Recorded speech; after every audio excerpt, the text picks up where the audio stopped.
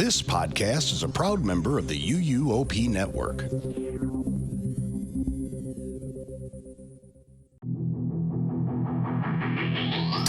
Best friends talking about whatever, never making small talk or talking about the weather. It's stuff we know you like and want to remember, like classic tourist traps and buildings that look stupid.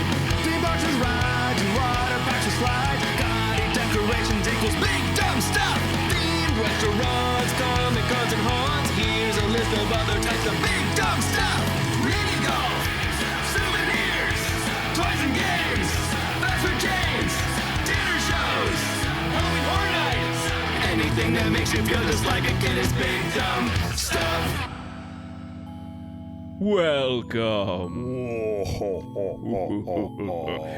Welcome back to Big Spooky Stuff. I'm Kyle. I'm Kenneth. We are friends first, roommates second. Yes. And we have returned from the grave to discuss even more Halloween season fun. And it's our favorite time of Halloween. Our favorite event of Halloween. That's right. The nation's premier annual Halloween event. Halloween Horror Nights. A witch was in here just now. Yeah, I just saw her fly by. Yeah. Yes. And of course, as always, our episodes cannot begin without a scary story from inside the magic. Boo, the devil themselves. Boo. Boo. All right, so this article says, breaking. Disney World permanently closes Avatar experience after 8 years. Oh. Yeah. Can you read that again? Breaking. Disney World permanently Okay. closes Avatar experience after 8 years. So this is something that just happened. Yeah. Avatar, the world of Pandora, Yeah. at Animal Kingdom. So some minor thing We don't know. probably that happens within the world of Pandora. Based on this article, it's the whole Yeah. Avatar land. They've closed the entire exhibit, the whole land. And the picture's not helpful. It's just people walking through Pandora. Okay. So they want you to think all of Pandora is gone forever. Probably just that drum show isn't happening anymore. Nope. The walking robot thing has been gone. I think they killed him. That's already been gone for a long time. Yeah. That's entertainment. Yeah, he's gone. Yeah. Drums entertainment, probably gone. What about did they turn off the water from the plant? No. No. Okay. From the big smacking water shooting plant, that's definitely from the movie. Yeah. I don't know. I mean, obviously, like, they didn't close either of the rides. They're not closing Satuli Canteen. Disney World closes Avatar Experience after 8 years. Mm-hmm. And it has been 8 years since Avatar opened at Animal Kingdom. So, can you still, like, buy a Banshee in the store? You're really close. Yeah, it's like some... Oh, Yep. is it the thing where you can make yourself look like a Na'vi? Yep. Okay, that's not you can't do that anymore. Yeah, they walled it off and they stopped doing it, which I feel like they've done this back and forth. Like, I think during COVID they stopped it and then it came back, and they also had the same article back then. And now it seems like they're done forever with that thing. They have that. It's like the Tron thing too, where they scan your face and then make you an action figure. Oh, And at Tron? Tron does it too. Yeah, it projects your face in like a little toy. And they actually make an action figure of you? Yeah. Well, I don't know how it works with Avatar, but that one for the Tron one, it's like just a guy with the little helmet. Yeah. And when you push the button, your face lights up inside as if you're in the suit. Oh, okay. But for Avatar, like it's a toy that they make of you. I don't know if they print it out. I thought it was like a poster or like a picture. It's a toy. That's crazy. Yeah, and they stopped doing it after 8 years. It's something I kind of wanted to do, Yeah. but never did it because I don't care that much about Avatar. Yeah. Kind of like everyone either. else. Yeah. There's like 2 people listening right now that do really like it, I'm sure, and I think it's a good movie. But I think lately, because Tron Ares is coming out, I hear a lot of conversations at work about Tron and how people are super into it. And I didn't know that existed either, because there's only 2 movies. They were way spread out. And people are like, do you love Tron? And I'm like, no. There's like 2 movies, and I think they're both boring. I like the Daft Punk music. yeah, But I like the second movie. I don't like it. I think it's good. But people are like, I work with like diehard Tron fans. I'm like, how is it even possible to be that? There's 2 movies and a cartoon. How do you be a diehard fan of that? They like a little bit of something, Yeah. which is good. There's not 7,000 things like Star Wars. Yeah. It's easy to be a diehard Tron fan, I guess. Yeah, and I guess Avatar. There's the same amount of Avatar movies as there are Tron movies. Yeah, it's true. Yeah, and about to be the same. About to still be the same amount. And same amount of experiences in the theme park. That's Kind of. Well, no, there's 2 Avatar rides. Yeah, I guess. And There's a one whole Tron land. ride. But I bet that the footprint of the Tron ride is the same as Avatar Land. Probably, yeah. It's similar. And Yeah. there's a food booth outside of Tron, so that counts. There's Do they have Tron food? yeah. I don't know. It's like buffalo chicken thing. Do they eat in Tron? No. They're all They eat computer. megabytes. Everything is computer. They eat chips. Yeah, They they eat- do. Yeah. Um, It's all light up glowy drinks. yeah. I mean, they go to like a club, and I feel like they do have drinks. Yeah, how do you And get, I'm like, what is that? how do you get drunk in a computer? I don't know. Is that possible? It must be. And they then do like, it. oh man, a bunch of stuff just showed up at my door from Amazon because I drank too much cyber juice last night and drunk ordered online. That's right. Yeah. Cool. All right, Well, that's thanks spooky. Inside the Magic for Yeah. a nice little trip down Avatar Lane. A trick and a treat. Yes. A treat for you, a trick for everyone else. Yeah. We hate you. Yeah. No. To that's just Inside the Magic. Yeah, no, we love We you hate guys. them. But we hate We, Inside the if you're Magic. listening to this and you don't work for Inside the Magic, we love you. Yeah, and if you do, And I don't know that I hate anyone that works at Inside the Magic. They're I probably just hate being the forced. publication. because I feel like the article's probably not that bad. I don't click it because I don't want to. Yeah. I know what they're talking about, but the people, there's like someone with a weapon behind them, like, all right, now change the wording of the title of this article so people click it. Yeah. Make it seem like something worse than what it is. Yeah, this thing will never open again. Make sure they believe that. Yeah. We want everyone to think that they've just shuttered the entire world of Avatar. Because of an eclipse. That one. Oh, all right. All right, let's get down to business. This is gonna be long. We have a lot to yes, go through. it's a lot of episode because guess what? It's all of Halloween Horror Nights in And- Orlando. And we both love it. We both love it. We've both been many times. Yes. What's your history with Horror Nights? Go if you want to talk about it real quick. Okay, sure. So I was terrified of it. I grew up in Orlando. I was terrified of Halloween Horror Nights. And then when I was in 9th grade, my girlfriend at the time was like, let's go to Halloween Horror Nights. And I said, okay. And I was very scared. And we went, and I was actually, I like didn't want to go in the haunted houses. Like the group went without me for the first one, which was Where Evil Hides, the house that featured the storyteller.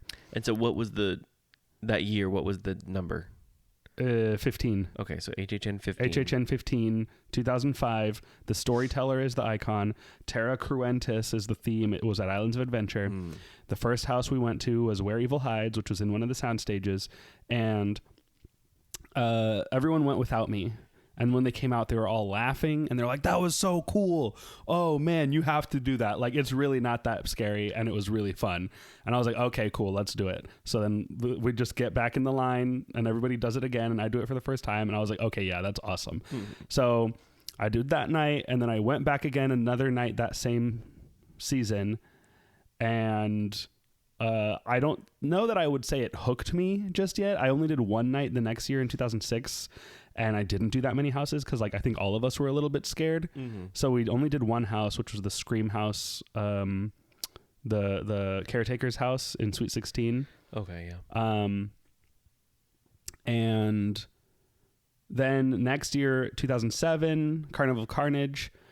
was probably the year that like really hooked me, because the second night I used to go like 2 nights a year, and the second night we did all of the houses, saw every show, kind of like did everything in one night. And I was like hooked after that. So I just kept going every year. The only year I missed was 2012, since I started going. And then in 2015, I started a little 3-year career of being a character. I was a character for 2 years, and then 1 year I was a coordinator. So I was in the Insidious house of 2015, and I was in the Vamp 55 Scare Zone. And then it just gave me an even deeper appreciation and love for Halloween Horror Nights, knowing kind of like how it works from behind the scenes. And then I retired from working at Halloween Horror Nights, and now I just keep going over and over as a guest and seeing all my friends and seeing all the cool stuff. But yes, it's been now 20 years that I've been going to Halloween Horror Nights, which seems crazy. Yeah. Yeah. And I'm sure the price has not changed. No. The crowds have stayed the same, very minimal crowds. Yeah, it's really easy to walk around and do every house in one night. There's See only every 7 single houses. thing. Yeah. All the same stuff. It's good. Yeah. What's your history? All right. So mine is a little bit after yours. I, again, did very similar. I did not like scary things.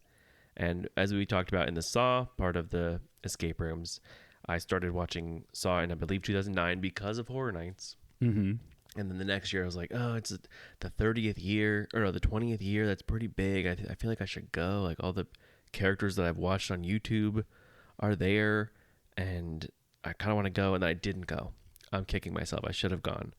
And then the next year, Halloween Horror Nights 21 in 2011, I was like, okay, there's a new icon, Lady Luck.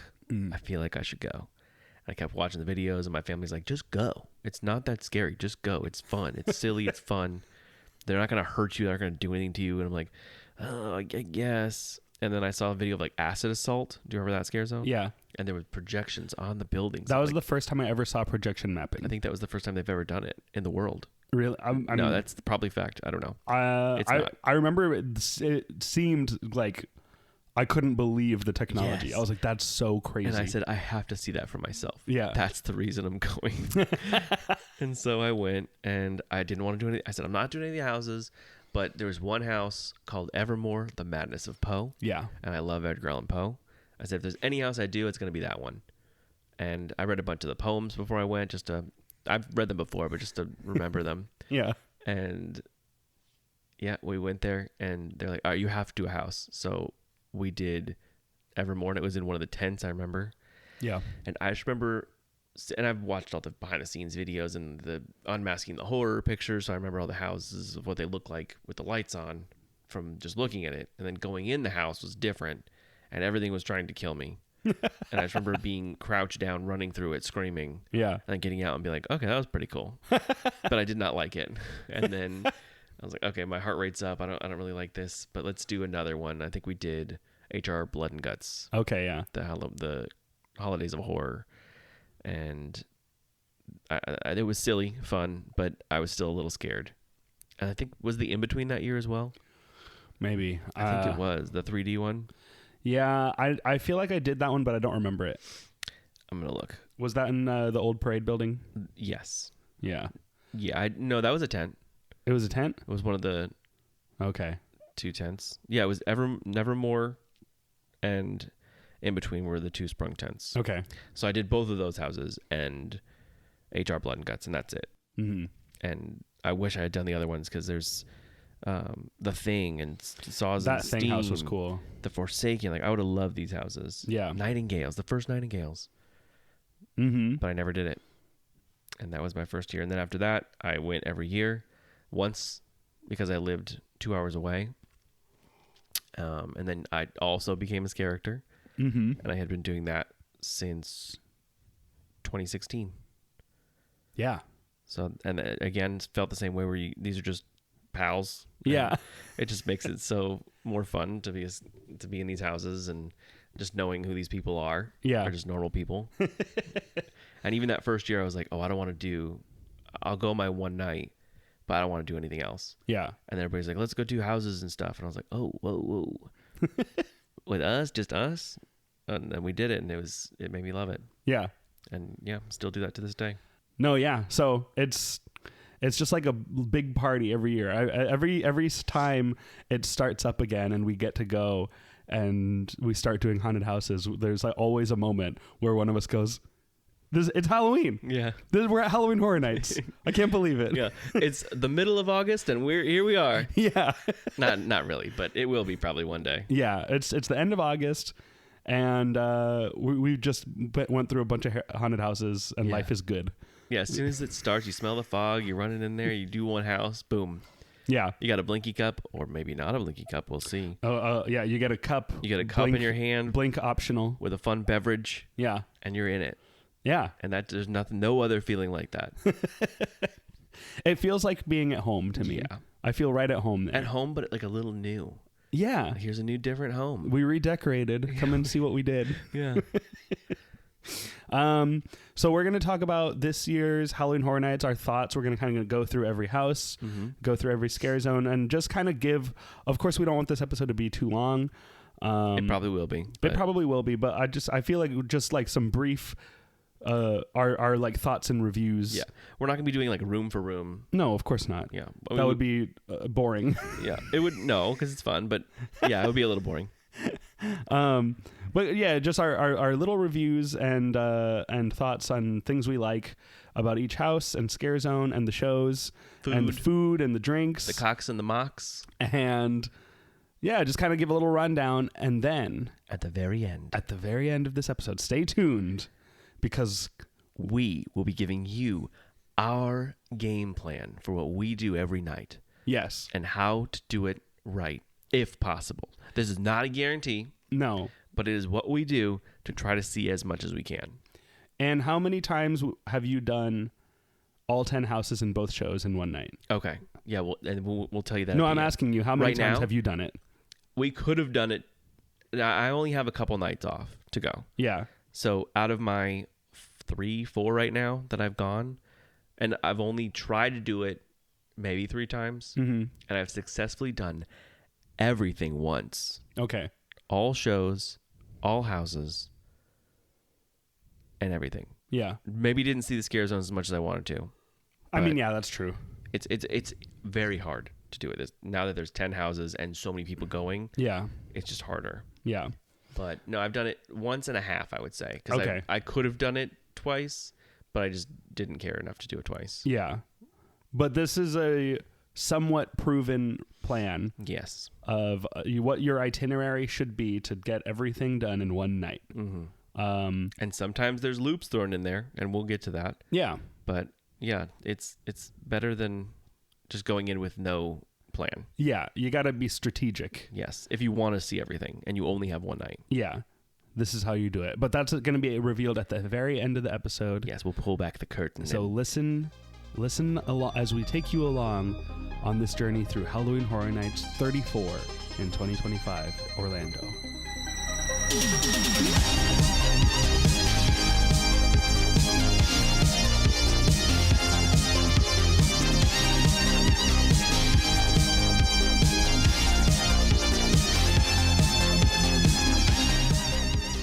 Okay, do we want to start?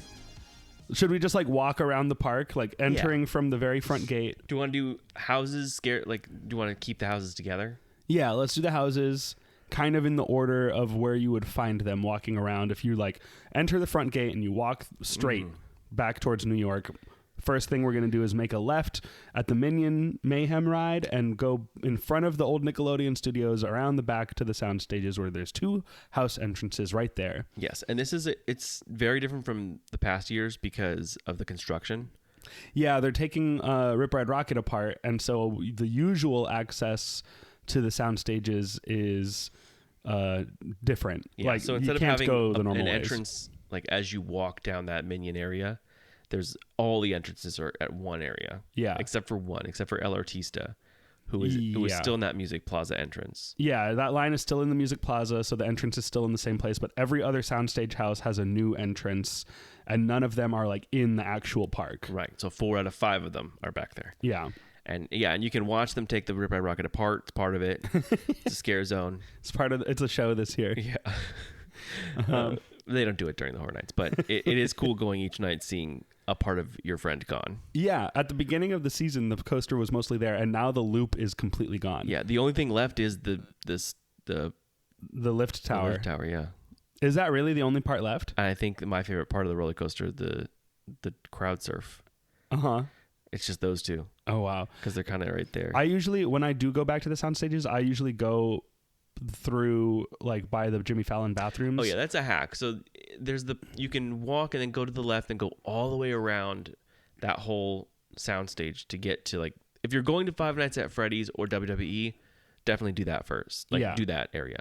But if you're not, keep going and then go to the left by the Jimmy Fallon bathrooms and you can get to the rest of them through there. Yeah, and it's a little bit faster to get to them. Yeah, and you don't have to walk all the way around the thing. Yeah. But anyway, so the first two houses, which one should we talk about first? WWE presents The Horrors of the Wyatt Six or Five Nights at Freddy's? I have it in order of on the map, like if you look up a real map on the Oh, okay. thing, and WWE is first. Okay, cool. So let's talk about that. Yeah, so WWE presents The Horrors of the Wyatt Six. And this is something that neither of us cares about at all. At all. Going into this, I didn't know who any of these people were. I didn't know what this was. Yeah. I don't watch wrestling. I No. don't care about it. No. I know a lot of people do. And, Yeah. and that's great. And there's a lot of crossover, and I've known this for years. There's like the crossover of wrestling fans and like Halloween Horror Nights fans is a huge cross section. And so like I've kind of tried a couple times whenever I like realize like, oh, some of my friends are like really into wrestling and they're always talking about it. Like maybe this is something that I would like if I tried like looking into it. Because we like so many of the same things. Let me look at this, and I watch it, and I'm like, no, I just don't get it. I don't understand this. You know, like it's just not for me. Whatever. Yeah. To That's me, fine. like the wrestling part is just fake, yeah, and I don't care for that. But I do see that people do like it, and that's fine. yeah. But this house is about a wrestler named Bray Wyatt who passed away a couple years ago, and while he was alive and while he was working at the WWE, he created a bunch of like characters and alter egos and personas and almost this whole little universe of a world surrounding his characters, including the Fiend and the Firefly Funhouse, which was like a little Mr. Rogers show, and all And these. he is the Fiend. Yes, the Fiend is like an alter ego of his. Yeah, and if you go through the house, it's the one with the big smiling face and the dreadlocks. Yeah. And before that, before the Fiend, his first persona of Bray Wyatt was like a hillbilly cult leader kind of. And so the Wyatt family was like his like followers. And then that persona kind of like ran its course and went away. And then he brought back, he started the Firefly Funhouse, which was like a Mr. Rogers type Pee-wee's Funhouse kind of thing with puppet characters. And it was like very happy. And the way that he was able to be so happy was by channeling all of his negative emotions into the Fiend. And sometimes the Fiend takes over and comes out and is very scary and aggressive. Cute. Yeah. And so when he passed away, his real life brother kind of decided to pick up the character that was part of the Fiend that he played. So he played Uncle Howdy. And he's the character with the top hat and the dreadlocks. And like the weird face, like You see his mouth. He has a beard. yeah. And he has a half mask. So that's Uncle Howdy, and that was played by Bray's real brother, Taylor, I think. And then he kind of turned all of the puppets from the Firefly Funhouse into actual like wrestler personas for a whole team. So like the bunny and the crow and the witch and the pig,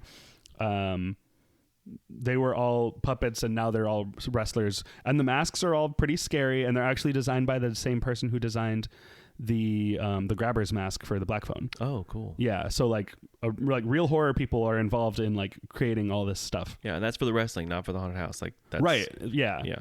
And so the haunted house is just using all of those characters and that whole world of the Wyatts and turns it into a haunted house. Yeah. So yeah, the characters are the Fiend, who we see, Yes.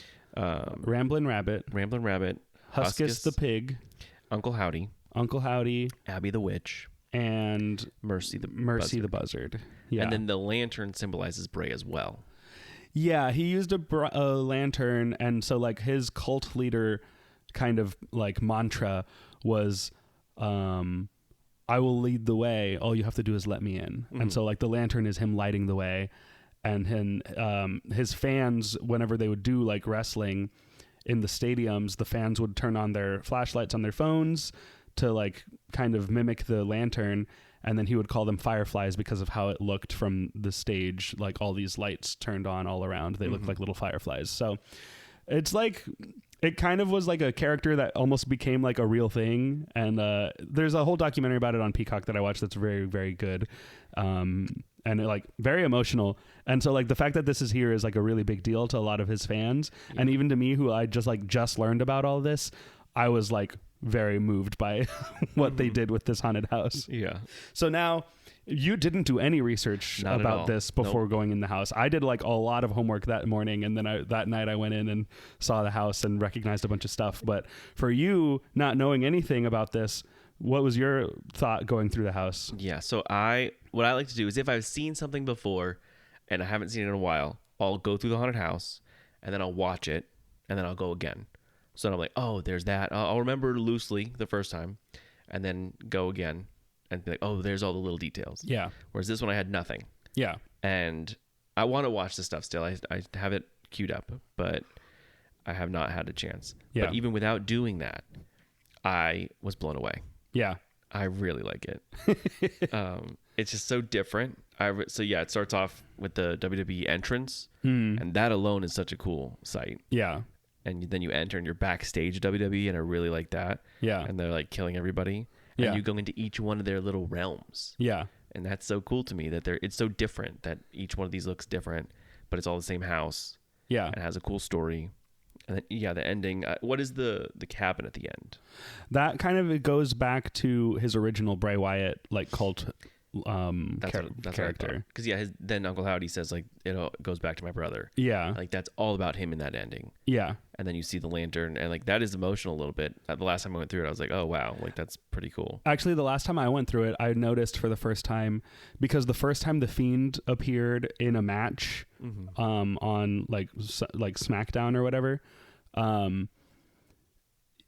the lantern, instead of just being a regular lantern, the Fiend was holding a lantern that was made of Bray's head. Oh wow. And so like the handle was Bray's hair, and the light was coming out of Bray's big open mouth. I did see that. Yeah. And that head lantern is in the house, and Really? I noticed it for the first time the last time I went through it. And where is it at? It's outside the cabin on the ground off to the right. Okay. There's like a couple lanterns or like lights on the ground, but one of them is his head lantern, which is crazy. Wow. I'll look for that next time. Yeah. So yeah, they did like, it's just has so many like little Easter eggs and like tributes to this guy and everything that he created and other characters. Like in the backstage part, there's an open chest with a bunch of character like the Undertaker. Oh yeah. And things like that. And even in the Ramblin' Rabbit, one of my favorite details was there's like water bottles like in the rock or in the like dirt. I guess you're going through dirt and you see all that. And they were WWE branded water bottles. I think people have ripped all that off. Yeah. Because they were paper wrapped around the water bottle. But that was one of my favorite things out of that whole house. But I like that this house... Well, okay, so like when they said... Or like it was rumored for a while that like there would be a WWE house. And I was very against it. I was just like, I don't understand what that would even be. Yeah, I don't care. What is this? What are we going to be wrestling in a haunted house? Yeah.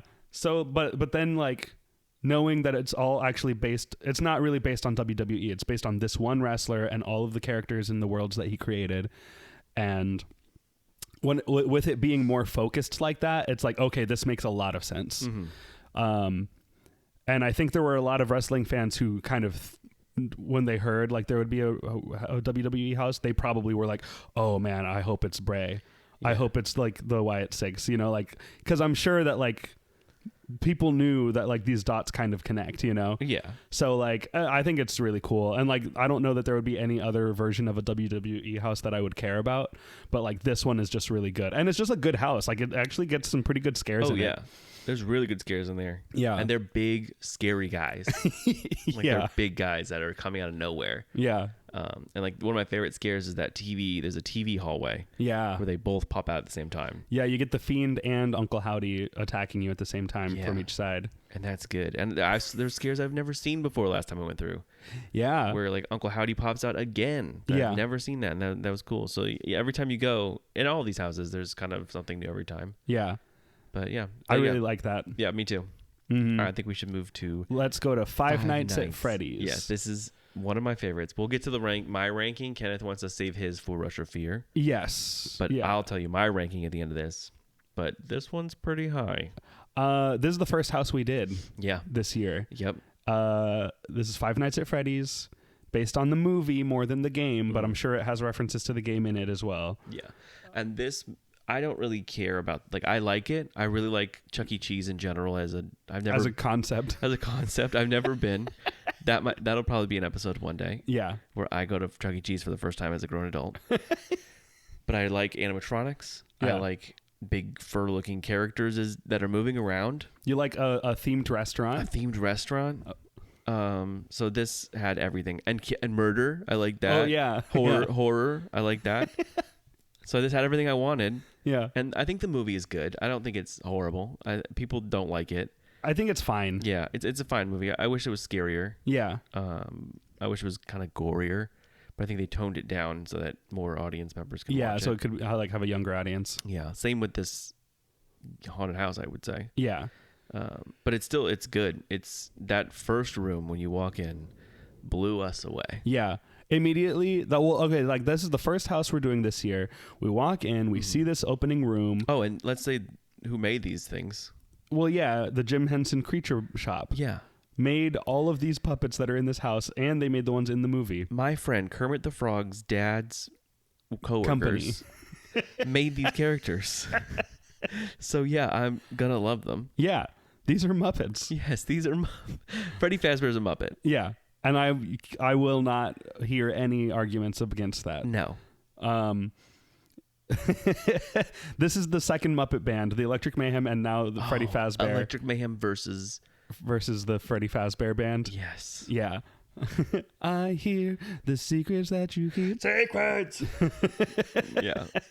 But we walk into this thing and we see this first opening room where there's like full on animatronics on a stage. If you have not been, all three of them are on the stage Yeah. performing in this fully built out showroom Yeah. from the movie. And immediately I think we were both just like, this is the most incredible thing I've ever seen. Yeah. And now I'm worried that none of the other houses will live up to this. Yeah. I was very worried at the beginning of our night. And luckily it's a very good year. It's a very good for houses. Yes.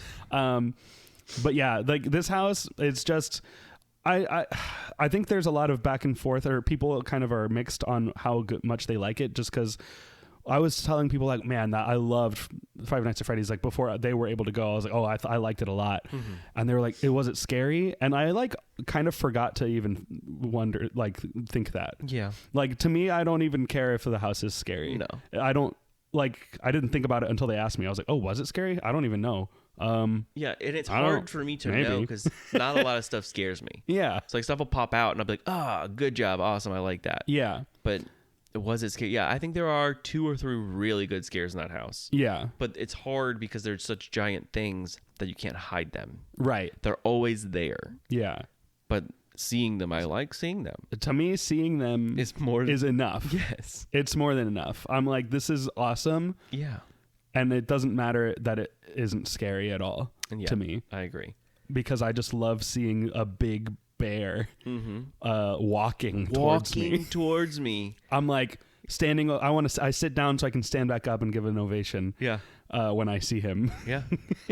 No, and there's a lot of cool details. I really like the stained glass on the back of the booths Oh yeah. in the showroom. Mm-hmm. Yeah, that's one of my favorites. Yeah. And it always has a very long line. Yes. And so I haven't done it many times, but every time I do it, I'm like, this is so cool. Yeah. This is so cool. It's just like a good vibe in there, and seeing these puppets is awesome. Yeah. Maybe there's a trick to seeing the house, and maybe you have to listen to the end to, Oh yeah, to hear the trick about it. maybe there's a good way to do it. Yeah. There's a bad way to do it, and there's a good way to do it. Yeah, and the bad way to do it is to wait 3 hours. Yes. Or 2 hours plus. Yeah. Don't do that. Yeah. Anyway, moving on. Let's keep it in the back. Yeah. Let's do Grave of Flesh. Yes. Grave of Flesh. Grave of Flesh is a house that I enjoy. Me too. It's on people's, oh, I don't think I like that house list. Yeah. And it's not for me. I like it. Like it's not there on my list where I don't like it. Oh, okay. I do like it. Yeah. There's only one house this year I don't like. Yeah, and we'll get there. And I like Grave of Flesh a lot, actually. Yeah. To me, all the originals kind of have something I like, Yeah. and they move all around on my list. Mm-hmm. It's very hard to place them this year. And This is our first original we're talking about so far. yeah, Yeah. yeah, and like the entrance is very cool. I really like the smell of it. Yeah. It smells like roses, and that was the smell from Monsters Unmasked. Yes. The Phantom of the Opera smell. Yes, and I Yeah. love that smell. Yeah. So I do like that. The scare in there is very good. Yeah. And then when you go in, you're at your funeral, so you see your grave, Yeah. You're inside the ground. and these flesh eaters are trying to eat you. Mm-hmm. I think it is a little confusing because there's also zombies. Like they're not zombies, but they're bone, Yeah. like skeleton people coming out, and like a little corpse girl. And Yeah. I think the little girl scares are the only ones that confuse me. yeah, because Like- they're. But well, okay, so you're in the dirt, and then you go into kind of their realm, and there's like endless staircases and Yeah. kind of Beetlejuice looking color scheme. It with the gets blue and- trippy. yeah, It gets real trippy. it does. And I like that. Yeah, no, I do too. But I know that there are people who don't like that about it. yeah, That they're like, I don't understand the story. And I don't think there necessarily is a story beyond just like the concept of, this is like these creatures eat your body after you're dead. Right? Like, isn't that kind of the idea? yeah, And so then like you just see, you go to their hometown, like you just go and visit their house. yeah. And you see This the is my mayor. crib. Let's do a Like- house tour. Is what people keep saying. Yeah. There's 3 floors, I guess. I don't know. Yeah.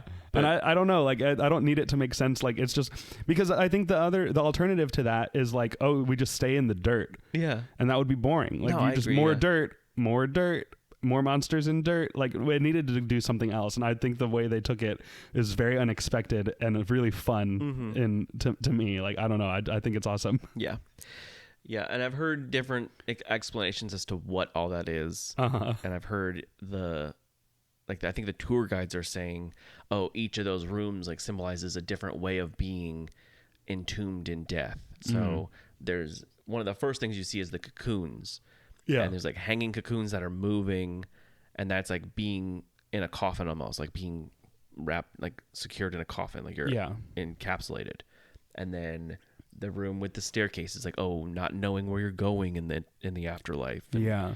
And then the room with I Like- call her the queen, Yeah. where she's standing on the stage with the air blowing up, and She seems like a queen. yeah, and that's like being afraid of being wrapped up like a mummy or like cellophane, Yeah. that kind of death. Yeah. Not death, but like after death. Sure. I mean, it all makes sense, kind of. Yeah. If you like decide you want to try to think about it that way, like I buy that. I also just didn't even care. Right. I was just Yeah. like, oh, okay, cool. Haunted house Stairs. is scary. That's All right. it. Yeah. Stuff pops out. They're scary. The little girl is the only thing where I was like, wait, what does she have to do with this? Yeah. And she says you'll never leave. Okay. Okay. Is that the queen's? That's the princess. Okay. Yeah, she's the daughter of the queen. Yeah. And let's say the lady at the end is like the Meemaw. I don't even. What lady? There's a skeleton at the end on the right, like before you get out. There's a skeleton on the right and then a flesh eater on the left. Uh-huh. Yeah. Okay. And then that's the Meemaw. Yeah. Okay. Yeah, I think this house is a lot of fun. Yeah. Oh, and that last room has the dirt poltergeist smell that I really like. Oh, yeah. Yeah. Yeah. No, and the music. I really like the music in this house. That last room has like a cool beat. Yeah. It's like rock kind of, right? Yeah. Yeah. No, yeah, a lot of fun. Really weird, and I like it a lot. Yeah. And it's like the creatures are scary. Like I think the monster design in this house is like really fun. Yeah, and they gave them kind of a mole-looking noses and Yeah. combination of dirt-dwelling animals, Yeah. which I like. I like it. Yeah. All right. Let's move across the little pathway to one of the big IPs for the year, Yes. Terrifier. Terrifier. Yeah. Now, I've seen these movies when they came out. And I now have seen them all. I watched them after going through the house. And as of, what was it, last week that Yeah. we watched the third one? Yeah. Yeah, so now I've seen all three of them. And I'll say this movie has a big reputation. Mm-hmm. Before I saw it, I didn't really want to see it because I thought it would be uninteresting and just gross for no reason. Mm-hmm. And that's why I wanted to see it. Yeah. And I also thought there's no way Halloween Horror Nights would do that. Absolutely, yeah. As soon as I watched that first one, everybody's like, "Oh, have you heard this little movie Terrifier? That'd be good at Horror Nights." I said, "Are you crazy? Yeah. That will never be here. Yeah. That will absolutely never be here." And then the second one came out, and it got a bigger representation because it went to theaters. Yeah. The first one might have been in theaters, but probably not for very Maybe long. like a very limited release, maybe Yeah. only in LA or something. But the second one kind of got, and then from there it got really big with 3, Yeah. where it was a wider release. I remember the only theater playing Terrifier 2 was Disney Springs, which I find very funny. And it's always Disney Springs because it's a bigger theater. Right. They have so many screens that they can afford to play a smaller movie. Right. Like that and Scream. The only place to see Screamboat Yeah. was Disney Springs, Yeah. where he lives, Yeah. which was And the it's like- Steamboat Willie Haunted Horror Night or It's- Halloween House. It seems funny because it's like it's at Disney, but also like it's just an AMC theater. Right. Yeah. You know, so like it doesn't matter that it's at Disney. They have screens to spare, so they're like, oh yeah, sure. Obviously, we're gonna have like the big movies in the Dolby theater. We're gonna have all the big hits, and then also like sure, throw a little tiny independent horror movie in there because why not? Yeah. Yeah. But after seeing that one again, people were like, "Oh, that'll be at Horror Nights," and I'm like, "No, it will not." Yeah, you're all stupid. And then the third one, everyone's like, "This is definitely coming to Horror Nights." And I said, "Are you crazy?" Yeah, like did you see how violent and horrible that was? Yes. That's crazy. This is never coming to Horror Nights. That's too extreme. Horror Nights does Ghostbusters and Stranger Things. Yeah. And here we are. And now here we are. There's a Terrifier house on both coasts. Yep. And Art the Clown walks around the park. Yes. Which, okay, my favorite thing, okay, the Terrifier movies, like you said, are okay. I think they're fine. They're too long. The first one could be a little shorter. The second one, definitely a lot shorter. Yeah. But it's like the director finds everything and then says, let's keep everything in it. Yeah. He doesn't care about making a good movie. He just wants to put everything in it. Right. And I love Art the Clown. Yeah. I like him as a character. I think he's fun. I think he's too brutal towards women. I think it should Yeah. be more inclusive of killing more men as well. Yeah. But I like seeing to me, watching a horror movie is like, how did they do that? How'd they do Yeah. that effect? And like, yeah, it's gross, but it looks very fake. Yeah. And- yeah, it does. and- the first two movies look really fake. I think the third one started to like look a little bit more realistic. Yeah. And the director is also a special effects makeup artist. So he's the one that's kind of like, we can do this. Let's do this. Yeah. And it seems like he's trying to push the boundaries on what gross can be. But yeah, now here it is at Horror Nights. And the premise is in the second movie, there's a carnival that they go to. And in this carnival is a haunted house called the Terrifier. It's like a fun house. Yeah. And so Art has taken over that Terrifier from the movie, and he's recreated a lot of his kills in this carnival haunted house. Yeah. So it all takes place in that. And I think that's a cool way of doing it instead of a storybook. Here's what happens in each movie. Yeah. Haunted house. So It's like halfway between a book report house and an original take on the movie. yeah, it reminds me of the Chucky haunted house, where Universal built a haunted house for Chucky, and he came and didn't like it and started killing people in the haunted house. Yeah. It's kind of like that. Yeah. Which that concept didn't really come across to me in the actual Chucky house, but the Terrifier house I think does it well. Oh yeah, yeah. The only reason I knew that was because in the pre-show for Chucky, Yeah. it said that. Yeah, I don't whatever. We're not talking about the Chucky No, house. no. We're talking about Terrifier, which I think is a really fun house. Yeah, I think it's very fun. I It's think there's cool. cool gags in there. That mirror scare Yeah. is one of my favorites of the year, Yeah. where you see him across and he looks like he's far away, and and he's holding a sign that says circus. Yeah, and then he pops out right in your face. Yeah. And that what- sign is written backwards. Yeah. So in the mirror, it looks right. It's very clever. I also really like, what's the one? There's like a door that opens up. Oh, yeah, right in the beginning. It's like a person sawed in half. Yeah, and then he's like on two sides of a door that opens so the body just like comes apart. Yeah. And Art comes out from in the middle of him. Yeah. That's really fun. There's a lot of really fun scares. And gags, too. Like, they recreate the big kills in the movie. Like, the hacksaw Yeah. is a big famous kill where he hacksaws a woman in half Yeah. from poot to snoot. Yeah. And there's a whole hallway where hacksaws are above you and shooting water at you. Yeah. And then we see that at the end. Yeah. And then there's the salt and bleach where he kills this girl and pours bleach and salt all over her for no reason. Yeah. And that room, people are like, oh, that smells gross. But to me, that smells kind of floral. But then at the end of that room, and that one, water is shooting at you too. Mm-hmm. And it shot me right in the back. Like, boom. I got hit right in the back like a big gust of water. Yeah. But at the end, he's got a girl that he's tortured, and he can scalp her. He can pour bleach on her. Yeah. He can like cut at her. So it's a cool little thing that he can kind of do. Yeah. But he's like pouring actual liquid on her in the haunted house. Yeah.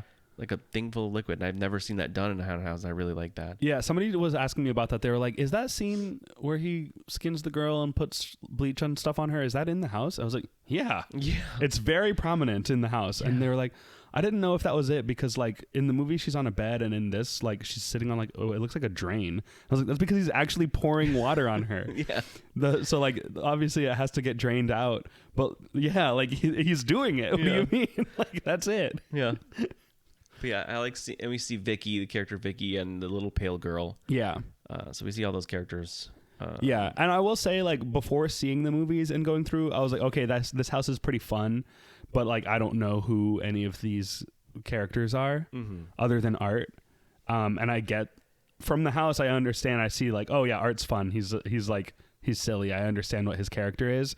Everything else, though, I was like, I don't know who this little girl is. I don't know who this like zombie face lady is. Like, I don't know what this is. And so now seeing the movie, I'm like, okay, I recognize all the references and I see the things that are like kind of original for the house. But it's just a lot of fun. It's just a lot of fun. And then we got the wet path at the end and versus that's the a dry big path. thing this year where there's the wet path versus the dry path. Yeah. And we've done both. I think that it's very gimmicky to me. Yeah, it is. I wish it was more than what it is.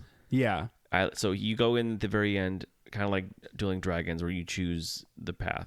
And he's up there pointing you to the wet path because it's called Symphony of Blood. Yeah. And you go in and it's just a big red room with water falling from the sky. Yeah. There's no, from what I remember, not really anything gross in there. No, maybe there's no guts like all over the explanation wall. for like why this is dripping on you. Yeah. And yeah, you can kind of avoid it Yeah. if you run really fast and dodge all the big water drops. But then the dry path is just kind of a white room with bodies on the wall that move. And then you see Sienna cutting off Art's head. And then as you get out, if you come out, that's one thing about the wet path I do like, is if you come out the wet path, you will most likely see Sienna. Yeah. And she's got Art's head. And then you make a left, and as you're leaving, Art's headless body pops out and scares you. And I think that's really fun. And you'll see him if you go out the dry path, but you won't see Sienna. Right. But yeah, I think that house is fun. It's fun. I like it. And One thing I noticed in a picture I saw of behind the scenes tour is under the Christmas tree is the sword wrapped up. Oh. Yeah. Okay, So cool. there's a lot of little details like that you miss. Yeah. That's cool. I'll look for that next time. Yeah, it's fun. It's fun. And it's not as gross. I mean, it's gross. Yeah. But like I kind of thought it was going to be worse. I was nervous to do this house the first time. Yeah, a lot of people are. Yeah. And clowns, people don't like clowns, but to me he's more of a mime. Yeah, clowns don't bother me. No. They're fine. Okay. So now we're going to go around back into the main park and to the Music Plaza where we can find El Artista, a Spanish haunting. Do you want to go ahead and explain that one? Sure. So this is basically icon or like the theme house for the year, because the entire event is themed after the conservatory of this artist Sergio Navarro. The what? The conservatory. Thank you. And And what was his name? Sergio Navarro. Okay. And so in this casa, in this house, you go into Now, if you have not been, these are said throughout the park, and that's how it's said. Yeah. So we don't say Sergio Navarro in this house. We say Sergio Navarro. Yeah. Or we say Casa Creacion. Yes. Because these are the big things they want you to know going through the event. So in the story of this house, he's an artist. He feels like he's reached this He's like a what? an artist. An artista. An artista. He's an artista. And he feels like he's reached this like dry spell, this creative dry spell, like painter's block. Mm-hmm. And so Well, he kind of moves. everything. He does painting and sculpting. Yeah, true. So yeah, a lot of block. I think he should just stick to one thing is what is wrong with him. Yeah. But he moves into this house that a lot of artistas over the years have moved into for inspiration. And the house is called La Casa Creacion. Mm-hmm. And so he moves into it, and In the early 1900s. yeah, and then he there's like ghosts in the house. It's haunted, and they kind of try to use his art as a vessel to enter our world. And the art kind of corrupts his mind and drives him mad. And yeah, so the haunted house is truly just going through this house that he moved into and seeing the art coming to life and haunting him. And it is one of the biggest scale, most beautiful haunted houses I think that Halloween Horror Nights has ever built. I agree. Yeah. It's so cool. It's one of my favorites. Yeah. And yeah, they do this thing where you don't get to go through big rooms a lot in haunted houses. They want you in like tight, secure areas. Like Grave of Flesh doesn't have a big room. No. This one has two really big rooms. Well, that entrance is phenomenal. Yeah. And then there's a room like you're in the living room where he's painting. Yeah. And there's really cool stilt scares in this house. Yeah, there are. A lot of cool mirror scares in this house. Mm-hmm. Yeah, the conservatory itself with it looks like a greenhouse. There's a flying gargoyle around there. Yeah.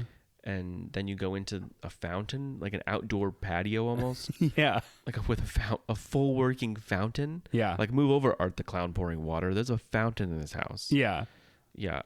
This house, my jaw was on the floor leaving this house. It was just so beautiful the first time I went through. And like, honestly, some of the scares I think are really good too. Yeah. And especially because I think they're really well hidden. Mm-hmm. There's one that I never saw with the door with the little girl. Oh, yeah. Yeah. You still haven't seen it? I saw it. Oh, okay. No, I think I was like, where is she at? Because I know that the family's there. Yeah. Where's this little girl? And then I'm like, I like to not. We're not supposed to touch the walls, but I was like pointing at things on the wall. Right. And I point at the door. I was like, oh, here's this character, and then the door opened in front of me. Yeah. I was like, oh, there she is. Okay. But yeah, I think like a lot of times you can see where the scares are going to be in these Horror Nights houses, especially if you've done them a lot. And I think this house does a really good job of having them come from unexpected places. And multiple places where they come back and you don't know where they came from. Yeah. Or yeah. Like I think like even now, like however many times I've done this house, I'm still seeing like, oh, that's the same person from that other spot. Mm-hmm. Oh, whoa. Like they're like separated by like multiple rooms sometimes. Mm-hmm. Like sometimes I like that and sometimes I don't. Yeah. But I think it does work for this one. In this one, it does because I think they're like back to back in the same thing. The only one I don't understand is where does that bride character, the mother, go? Like I don't know where her scare actually is. I don't know, because I've seen her in the windows like walking around. Mm-hmm. But I think she's supposed to be outside or like in the gargoyle room. Maybe. But yeah, I've never seen like both scares happen. Okay. But other than that, it's just cool to see like there's a character in the windows that's probably going to get me later. Yeah. And the same with the dad, that father character with the gun. He has like a rifle or something. Yeah. And he's walking back and forth next to you and then he's outside again. Like that's really cool. Yeah. Yeah, no, this one does a lot of really cool stuff, and it's just like the scale. And I mean, I don't know, like the Horror Nights is like hesitant to call any new character an icon anymore. I'm not sure why. But to me, this is the icon house for the year. Yeah. The whole event is themed after this house, and his voice is all over the whole park. Like, that's an icon. To me, I think it's more of a marketing thing where if they're marketing the merchandise, it's for both coasts. Yeah. So they don't have him in the other coast. Yeah. So they try to do a generic thing where they can use the same commercials, they can use the same things, Well, yeah. but he's our icon, and And Hollywood doesn't know. they that whisper they don't have him. They whisper to him, they're like, "Look at these gargoyles. Yeah. This has nothing to do with you, but look at them." Yeah. If it is a marketing thing, that's annoying to me that they don't, like, the icon doesn't have to be on merchandise. You know what I mean? Like, Yeah. for them to be called an icon, Yeah. they can just be like, yeah, he's the host of the event this year, and this is a character you might see again in the future if the people like him, you know? If he was in a carnival and he had a ringleader, we'll see him too. Maybe 1 year, 20 years later. Yeah. Yeah, no, and I really like the inclusion of like Spanish characters. Yeah. Yeah. And I mean, I feel like this is something that's been happening the past few years. Like, we've seen Chupacabra, we saw Monstros last Oh no, year. definitely. And like, from what I remember, even back in the day with From Dusk Till Dawn, Oh, yeah. I didn't do that house, but yeah, I think there is a And lot that- of Spanish stuff in there. and that show was like exclusively on a channel that I did not have. It was like a Spanish. It wasn't Spanish speaking, but like Spanish based stuff. Oh, interesting. And I had to like find that online, Huh. and I watched that show to go to Horror Nights. Yeah.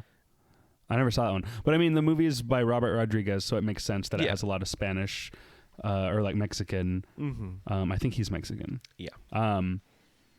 But no, I like the inclusion of that, and that the fact that he's the icon is pretty cool for Yeah. Spanish speaking people. Yeah, and hearing like a Spanish accent voice just like echoing throughout the whole park all night is fun. Yeah, and I like how he says the thing in Spanish and then in English. Yeah. It's like Dora the Explorer. Yeah, Yeah. so everyone can understand. I want them to cross over. If Dora, I don't remember if Dora still meets in the park, I don't think so. but if she does, I want her to like walk through that house. yeah, I'm like, can you say la casa? Creación? can you say gargoyle? Yeah. And then a gargoyle flies above her. Where is the gargoyle? Yeah. Do you see the gargoyle? Where is the lizard? That's That's right. There's a lizard hidden in every house this year. yeah.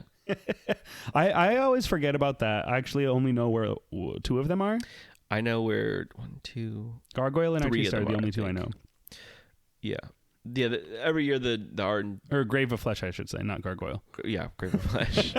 The people that put the decor in the houses will hide one animal throughout the house, or through one in each house. Yeah. So you have like a little find thing, It's like a little scavenger hunt. Yeah. If you know. if you know. Okay. All right, that's done. We're done with. We're done the with front Artista. half. We're done with the first 5 houses up at the front of the park, all in the sound stages. And now we got to take a little walk all the way back to the Fast and Furious queue to do our next house, and that is Jason Universe. But guess what? Look, the I is a 1 and the E is a 3. In the word universe? Yeah. And that those numbers come together to make 4. Nope. 13. Oh.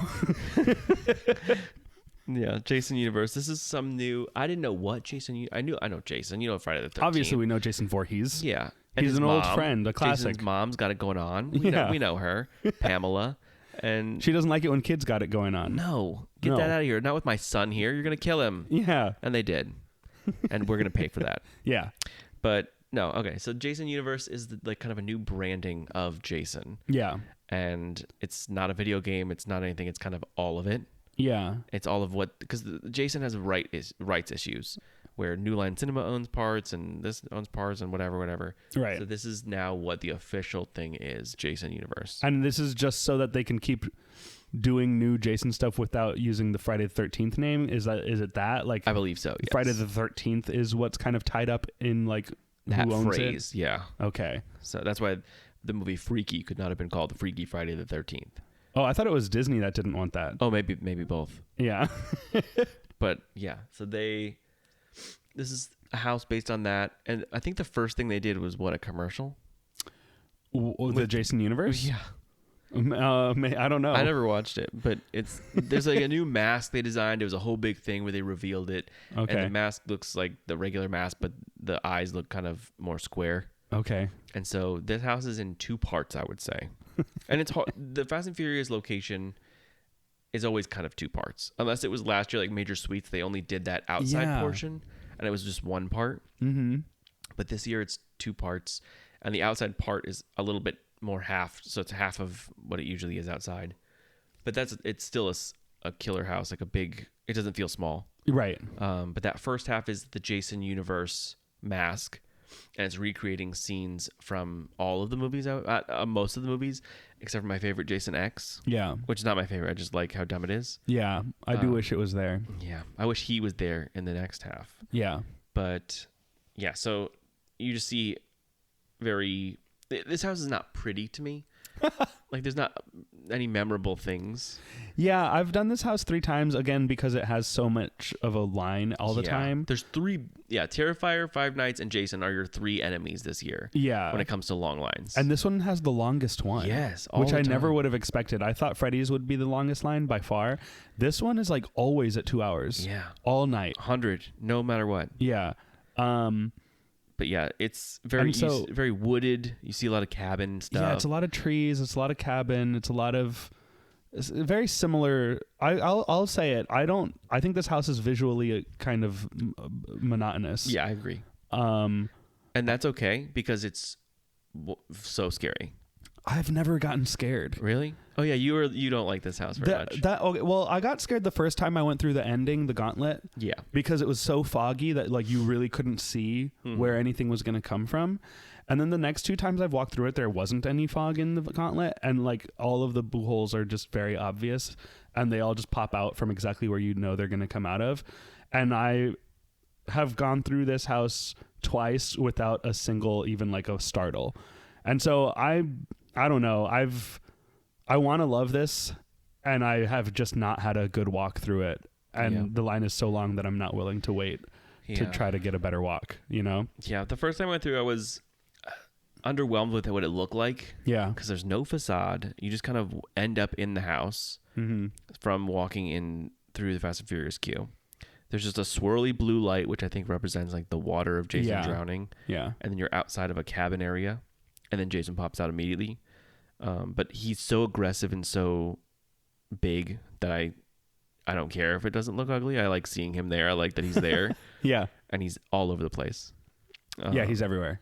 He's around every corner, and then there's corners where you're like, there's 7 places he could be. Where he's there. Oh, and there. So he's just everywhere. Yeah. And that both halves. So like the first half you see all these, and he kind of has a couple of victims that he goes after in that first half. But Yeah, a yeah, little bit. I do agree that it's kind of there's nothing from the movies that I'm like, oh, where's that room? Yeah. Like you see the Camp Crystal Lake sign, you I see don't- cabin stuff. I don't know his movies that well. Like I think Yeah. I've only seen, I guess, 4 of them because we watched the original one a little bit before HHN started. Before that, I had seen Jason X, the remake from 2009, and Freddy vs. Jason. That's like all I know about Jason. So even if they did recreate things really well, like I wouldn't recognize that. To me, I feel like And maybe they did. Yeah, Again, maybe I they- don't recognize it either. Yeah. But I've seen them all maybe once, yeah, and a couple of them more than once. yeah. But yeah, I think like I don't have that much of a connection to Jason as a character, and so like seeing him on its own isn't like that exciting to me. And I think the scares are very like paint by numbers scare design, just like he pops out and that's kind of all it is over and over. So I don't know. I kind of wanted this house to do more, but I don't know. I'll keep trying. I'll keep trying. I don't want to dislike any house ever, you know. And I think this one has the potential. I just haven't had the timing for it to work for me. Yeah. But yeah, okay. So that first half is the scenes, and then the next half you go outside, Yeah. and then there's a car You kind see of his crash. mom. His mom is telling you the story of how he died, and then we enter a cabin, and in the cabin is Jason's giant mask, Yeah. and we enter his mask, and yeah, this whole section of the house is known as the Gauntlet. Yeah. Because there's just a bunch of hallways all going one way. You're just walking straight through these hallways, and like one of them looks kind of wooded, one of them looks cabiny, one of them looks like windows, and Jason's just boom, boom, boom, boom, boom, popping Yeah. out on every side of you all at once. Yeah. Different versions, every version you've ever seen of Jason, except for Jason X, unfortunately, is popping out. So bag face Jason from the second movie. Yeah. Jason Takes Manhattan. Jason Goes to Hell. Jason Goes to Hell. Jason with the from New Blood, where he's a zombie, pops out. Yeah. With and without the mask. Jason Saves Christmas. Jason Save Christmas. Jason 2 Electric Boogaloo. Like they're all in there. Yeah. And I really like seeing that. And it's foggy and it's scary. And then the final scene is kind of the lightning where brings him back. Oh, right. And then we leave and he gets you again. Yeah. Oh, and then we see Jason Universe one more time at the end. The last time I went through it, we were counting how many Jasons we saw, and maybe that's why we didn't get scared. Because every time we saw one, we'd be like, 4, 5. We got to 23. Wow. Yeah. That's probably every one of them. Yeah. But then we left and we looked at each other and we were like, maybe counting made us not scared. Maybe that was a bad idea. Yeah. But yeah, and this is one where he has multiple boo holes. Yeah. Where he pops out in multiple areas. And to me, it's kind of lacking because then you won't see this one for a while because he's all the way on the other side popping out. Right. And then we've left that room already and we don't see him. Yeah. But that's what I was saying, where sometimes the 2 boo holes work for me and sometimes they don't. Yeah. Yeah. It just depends. It's a hit or miss. But yeah, that's Jason. That's Jason Universe. And I think right here, we'll take a break because we've done 6 houses. We got 4 more plus Scare Zones, shows, and food. Yeah. It's so a short, quick episode. Yeah. Yeah. We'll be done in no time. Yeah. So we'll be right back after this.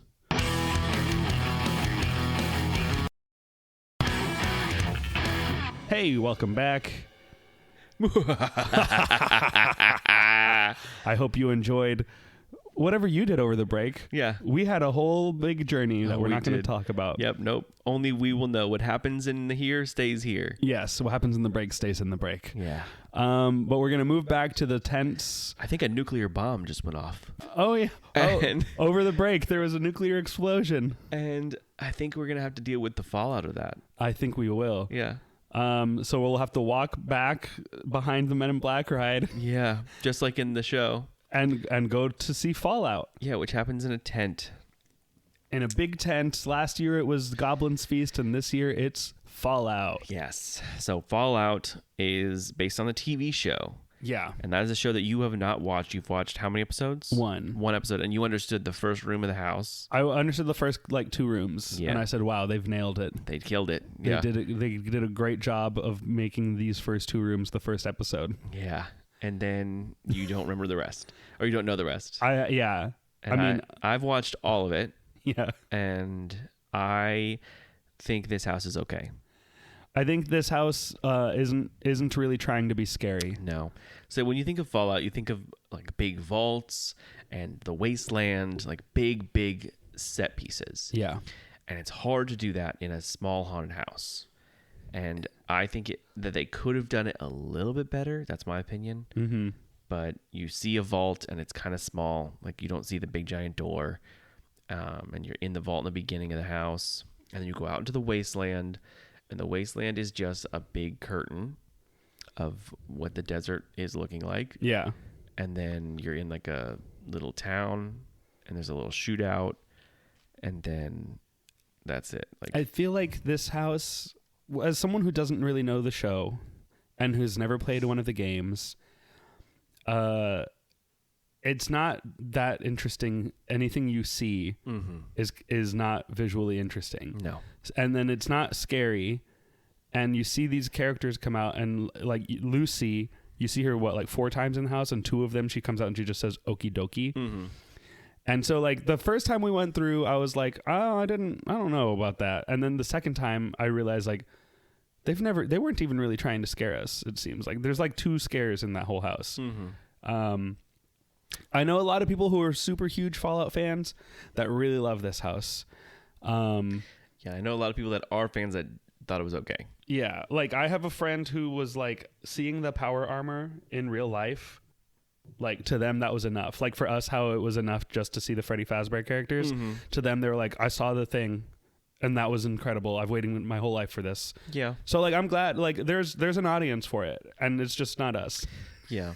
Yeah, the ending of that one too is kind of like you see the power armor, and then the ghoul is shooting at the power armor in like a big mirror room, and it's just weird. Yeah. And then it ends in a black curtain room with the Las Vegas sign teasing the next season.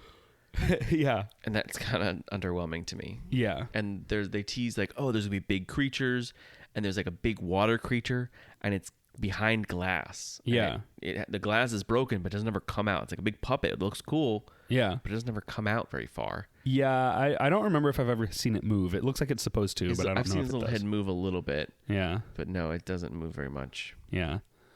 I don't know. Yeah, I don't have that much to say about this one. It's just it didn't make me want to watch the show. Right. And the ghoul is like the main character. Yeah. And he's in there, I think, 3 times. Maybe, yeah. And if you miss 1 or 2 of them, you've seen him once. Yeah. And he's one of the 3 icons of the marketing.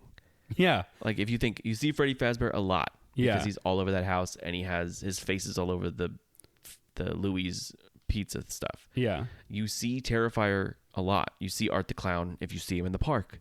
That's more opportunity to see him. Yeah. The ghoul, you have 3 chances to see him, and if he doesn't come out, you have not seen him at all. Yeah. That's just crazy to me. Yeah.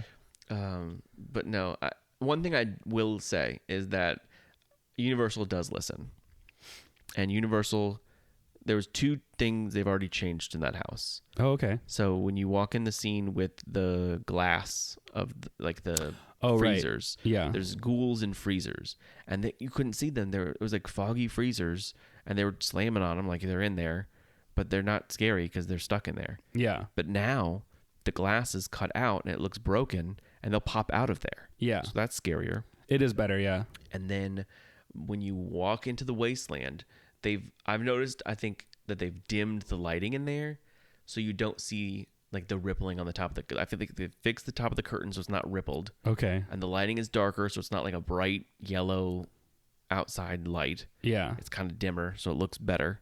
And then right at the end of that is a ghoul, Oh, okay. not the ghoul, but like Uh-huh. a ghoul, and he's trying to scare you. And then at the end of that shootout scene is another ghoul that pops out of nowhere. Mm-hmm. And I really like that they've added 2 new scares and changed the one scene to make them be able to pop out more. Okay, yeah. That is good. So they're listening. They're trying to make it scarier. Trying to make it better. I will say, like, yeah, the last time I went through it, I definitely enjoyed it more. But I was just like, I don't know. There's nothing in here that is interesting to me. Yeah, and I agree. Whereas when we go next door Mm-hmm. into the next tent, Galkin. we see Galkin, Monsters of the North. Yeah. And this house, I love every second of it.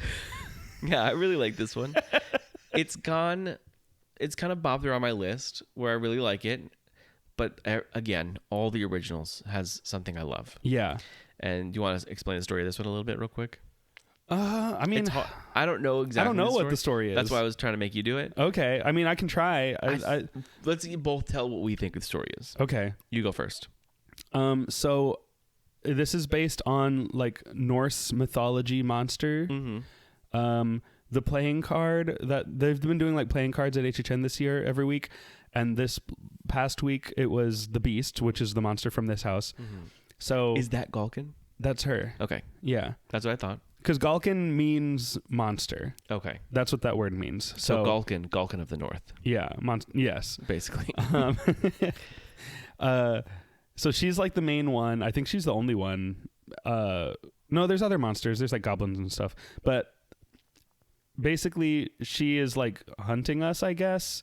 And she can transform and like shape shift. Because I think she's the big thing we go in. Oh, at the end. definitely, yeah. But basically, I don't think there is a story. We just see this monster attacking people, and we see some of the people in the village that she's attacking, And their mama and papa Mama and Papa, dead. and there's like a burning man, like a wicker man. Yep. And yeah, we just walk through a lot of like Norse kind of environments and see the torment, the havoc that this monster, this Galkin, is causing. Yeah. Okay, so my thought, I heard somewhere that they cut her head off. Like this village has cut her head off. Okay. And they took her to the top of the mountain and left her there. Okay. And I don't know if she was a villager or someone that was like trying to do monster stuff, but now she's kind of turned into a monster and she's been brought back. Okay. And that's what you see in the beginning is her coming back. And I think, and then one of her, she's making creatures to go to this village and attack the village and kill everybody in it. Oh. So we're making our journey to the village. So we start off on the mountaintop and we see Yeah, we're in like caves at the start. caves, and then her little demon guy has ripped off a guy's head. Yeah. And then we go down the mountain. We see this wool. The wolf animatronics are really cool. Yeah. That's something if you if you don't look up, you miss it. Yeah. There's two wolves. If you look up, and they're kind of their eyes are glowing and they're moving around. This one has some of my favorite scare designs of the year because like that wolf scare is really good. Because the wolf is up above and then right under it is a scare. Yeah. And so like you're distracted looking up at this cool wolf with glowing red eyes. Yeah. So that's one of my favorite scares. I don't think it's like ever actually scared me, but I just appreciate the design of it. Yeah. It definitely scared people. Yeah. But yeah, so that's like the little tree looking characters, and then as you make your way towards the village, like we see the aftermath of like these demon things killing the parents and throughout the village, and then in the end she's transformed into her full beast. Yeah. And it's a huge puppet and big giant arms like grabbing through the building. Yeah. And we enter her chest where she's killing us. Yes. And there's little demons in there trying to kill us. And her heart. Her heart's in there, her beating heart. Yeah. But yeah, this house reminds me of like a Norse blood moon. Yes. And Blood Moon was a very pretty house, more of an American settlement town. This is more of a Norse town. Yeah. Very Epcot-y. Very yeah, it is. right? Like that one room before the beast reminds me of Epcot. And yeah, I really like it, but I feel like it pulls too much of Blood Moon for me. That makes it not my favorite. Sure. Yeah, that makes sense. But I like that you can see the Wicker Man in one scene and then you come around and then you see it fully. Yeah. I like when they do that. Yeah, it's cool. But yeah, that's good. And it's really good if you go in it right after Fallout. So yeah. Yeah, Yeah. nothing makes this house look good than doing it after Fallout. yeah. Um But those are the two back tents. Now let's make our way to the last two houses. the sprung tents. The sprung tents. The first one is Dolls Let's Play Dead. Yeah. And this one is pretty fun. Mm-hmm. I like this one. So this is where you are the size of a toy. And imagine if in Toy Story, Sid was a little girl named Lila. And now you are basically in Sid's bedroom with all his mutant toys that he's been, messing with and destroying and, breaking. That's basically what this house is. Yeah. You're just getting attacked by all these toys that this little girl has mutilated. Yes. And yeah, for me, I really like the Toy Story mania element of we're small. Yeah. And all this stuff is big, and there's big Christmas lights. I love big Christmas lights. Big Christmas big plug, lights. love that. Yeah. Big boxes. There's a toy and I love toys. So Yeah. like seeing these, like there's a big G.I. Joe character I really like. Yeah. And there's a company called Plastico on it. Yeah. And I hope that comes back. I know it will. I'm sure it will. They love to bring back a fake company Yes. at HHN. It'll be back this year. We'll talk about it in a minute. But Yeah. well, actually, we'll talk about it right now. On the batteries in one of them is BuzzCon. Oh, cool. It's like that ties into Bugs from a couple years ago. Yeah. BuzzCon was the company that made the spray that sprayed on the bugs that made them huge and crazy. Yeah. And it's also a company later on that we'll see in a scare zone. Yes. But I really like that there's little things like that. My favorite thing about Horror Nights is all the little lore. All Yeah, the little companies that come back, all the little lore Yeah. that we see and build upon every year. We love lore. Love lore. But yeah, I really like this house. I was in line for it, and I was alone by myself. Never go alone, but guess what? I did. I do all the time. And a teenage girl walks up right next to me, and she goes, "Are you scared?" And I was like, "No." She goes, "Okay, I'm scared. I've never been in a haunted house before." I was like, "Okay, well, this is not that scary. It's scary, but it's brighter. Like the color is brighter, Yeah. so it's not. You'll kind of see things more." But it's just a good starter house, I would say. Yeah, it is a good starter house. It's not super scary. It's a lot more playful. It has guest activated triggers. Oh, yeah, that's always fun. Yeah, and I was trying to point that out to them as I would like, push this, and they're like, what? I'm like, push this button, and there's a big doorbell you can push when you walk in. Yeah. And then there's on a big razor or a big shaver, you push a button and it vibrates the whole floor. Yeah. And then another one I don't think I've ever seen that one work. I think it turns on the little stove. Oh, it does. I have seen it work. Yeah, you push the button and the stove lights up. Yeah. Yeah, and you can go into an easy bake oven in this one. Yeah. I really like this one. There's a lot of fun stuff in it. I think I feel like the characters in this one can't see. Oh yeah, definitely. And so it's not their fault. No. But the scares are like not aggressive. Yeah. And sometimes aren't even really scaring. They just kind of like walk out and so that you can see them. Mm-hmm. And I just like wish that they could go harder, but I think they just can't see. Yeah. And The so suit- that does hurt the house to me, is just like the scares aren't really like attacking. I agree. And kind of to me, like they're trying to be gross with everything, like visceral, like here's a doll that's been ripped apart and it looks like, but it's just a my size man, like a person size mannequin that they like pulled apart and made look gross. But I'm like, this is not people. Right. So These like are toys. If this was Art the Clown doing this, that's different. It's people and gross intestines and stuff. But this is like a mannequin with stuff to make it look like it's gross. That's the one thing I'm like, what? Why are they? What's the point of that? Yeah. It's not real. It's not people. We're little. It's toy. And yeah, it's sad that they did this to toy. Yeah, as a lover of toys like you are, this house is very scary. Yeah, yeah. That someone would do this to their action figures. Yeah. But like the way that they've designed some of the art in there, the decor is like, this is supposed to be visceral and gross, but it's just like yarn. Yeah. You know? Yeah. Which I guess is fine. Yeah. But I really like this house. Yeah. But yeah, I agree with you with that the characters probably are not happy. Yeah. And that it's hard for them to do stuff. I think they're all having a hard time, and I feel for them. Yeah. My favorite one is definitely that a G.I. Joe. The G.I. Joe is cool. He's got a full like chest plate, like looks like a toy. There's one that's like under the bed that the costume is like 4 doll heads on one body. Oh yeah. I really like that one. Oh yeah. I like that one a lot. Yeah, and the big baby head. The big baby head under there too. That's from, I believe, that's from other houses. That's from Carnival Graveyard, right? Oh yeah, probably. Yeah. Yeah, we've that does seen- look familiar. We've seen the head before, and they've used it in tribute stores, I think. Yeah. So it's cool to see big baby head back. Yeah. It's always good to see familiar faces. Yeah. All right, let's move on to our last house. Last house. Hatchet and Chains Demon Bounty Hunters. Yeah. Hatchet and Chains. And this is a full house based on one room in last year's Slaughter Cinema 2. Mm-hmm. So this was a fake movie from Slaughter Cinema 2, and it's a Western, a spaghetti Western. Kind That's what of. they call it. Well, a spaghetti Western is just a Western made by Italians. Oh yeah, true. Yeah. It's a Western. So this one is, it probably is like spaghetti Western inspired No, because that's what they said about this one. in Hatchet and Chains. Yeah. Okay. So this is the story of this one is this lady is upset that the railroad is coming through town. Like they're going to expand the railroad to visit this town. And she does not want the railroad to bring expansion to her town. So she summons a bunch of demons to drive the railroad company away.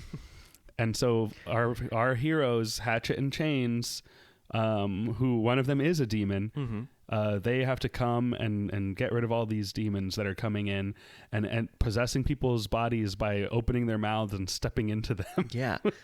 Yeah, they rip open their jaws and jump into their bodies. That's how the demons work. Yeah. And the demons have come through the well that Yes. do we know the grandma's character's name? No. Okay. So yeah, she is in the front of the house, and she says probably my favorite thing that's ever said in a haunted house this year. Oh yeah. Which is, the demons are gonna eat your soul, and I'm gonna watch. Yeah. Yeah. She's a crazy lady.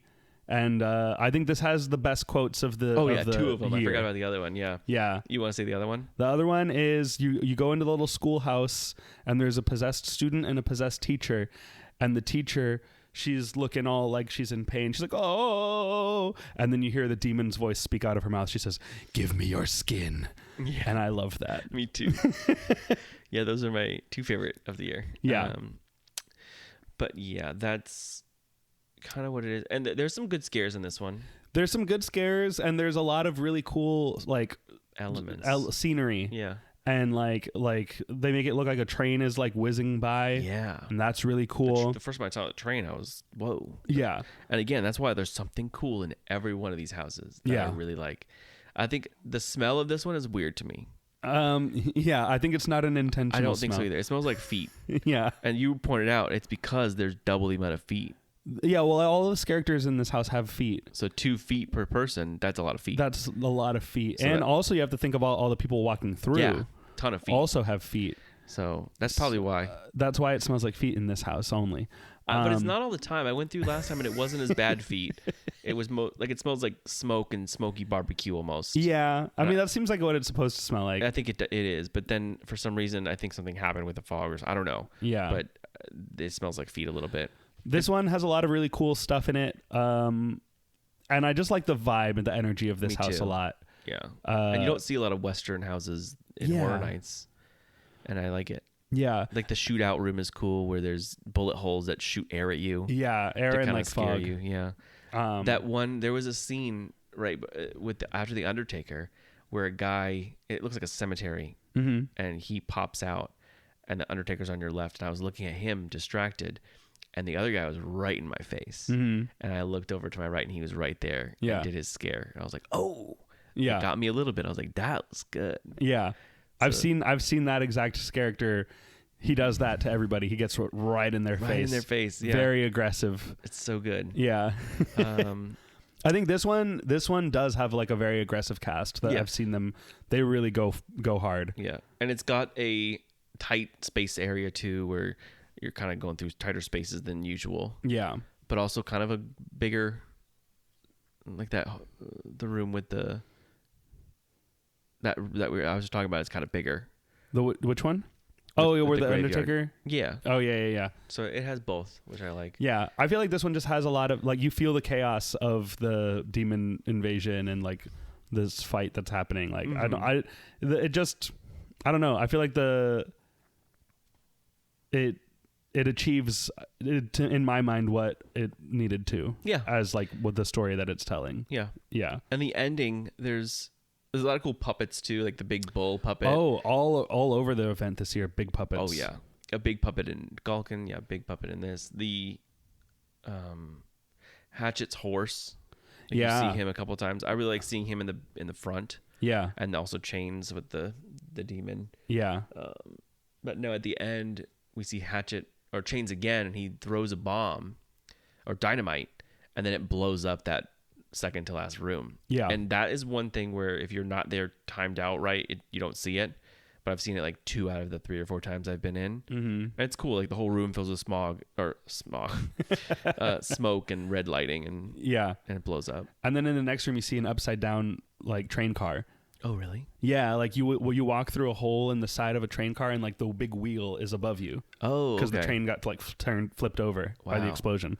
That's cool. Yeah, So yeah, that's probably how they stop the demons, I guess. yeah, they did it. Good job. They won. Our heroes are victorious. So yeah, those are the houses. Now let's go back up to the front of the park, and we'll talk some scare zones. Should I give my ranking real quick? Oh, you want to? Yeah. Okay, yeah. Now this again, like I said, these middle ones kind of go back and forth. And Yeah. I don't really love rankings because it makes some houses think, "Oh, we're not good enough," and Yeah. that's not what this is. Every character in this event is phenomenal. Yeah. And this has nothing to do with the scares or this character, and it has to do with how I like it and how I feel going through these haunted houses. Yeah. So number 1 is Five Nights at Freddy's.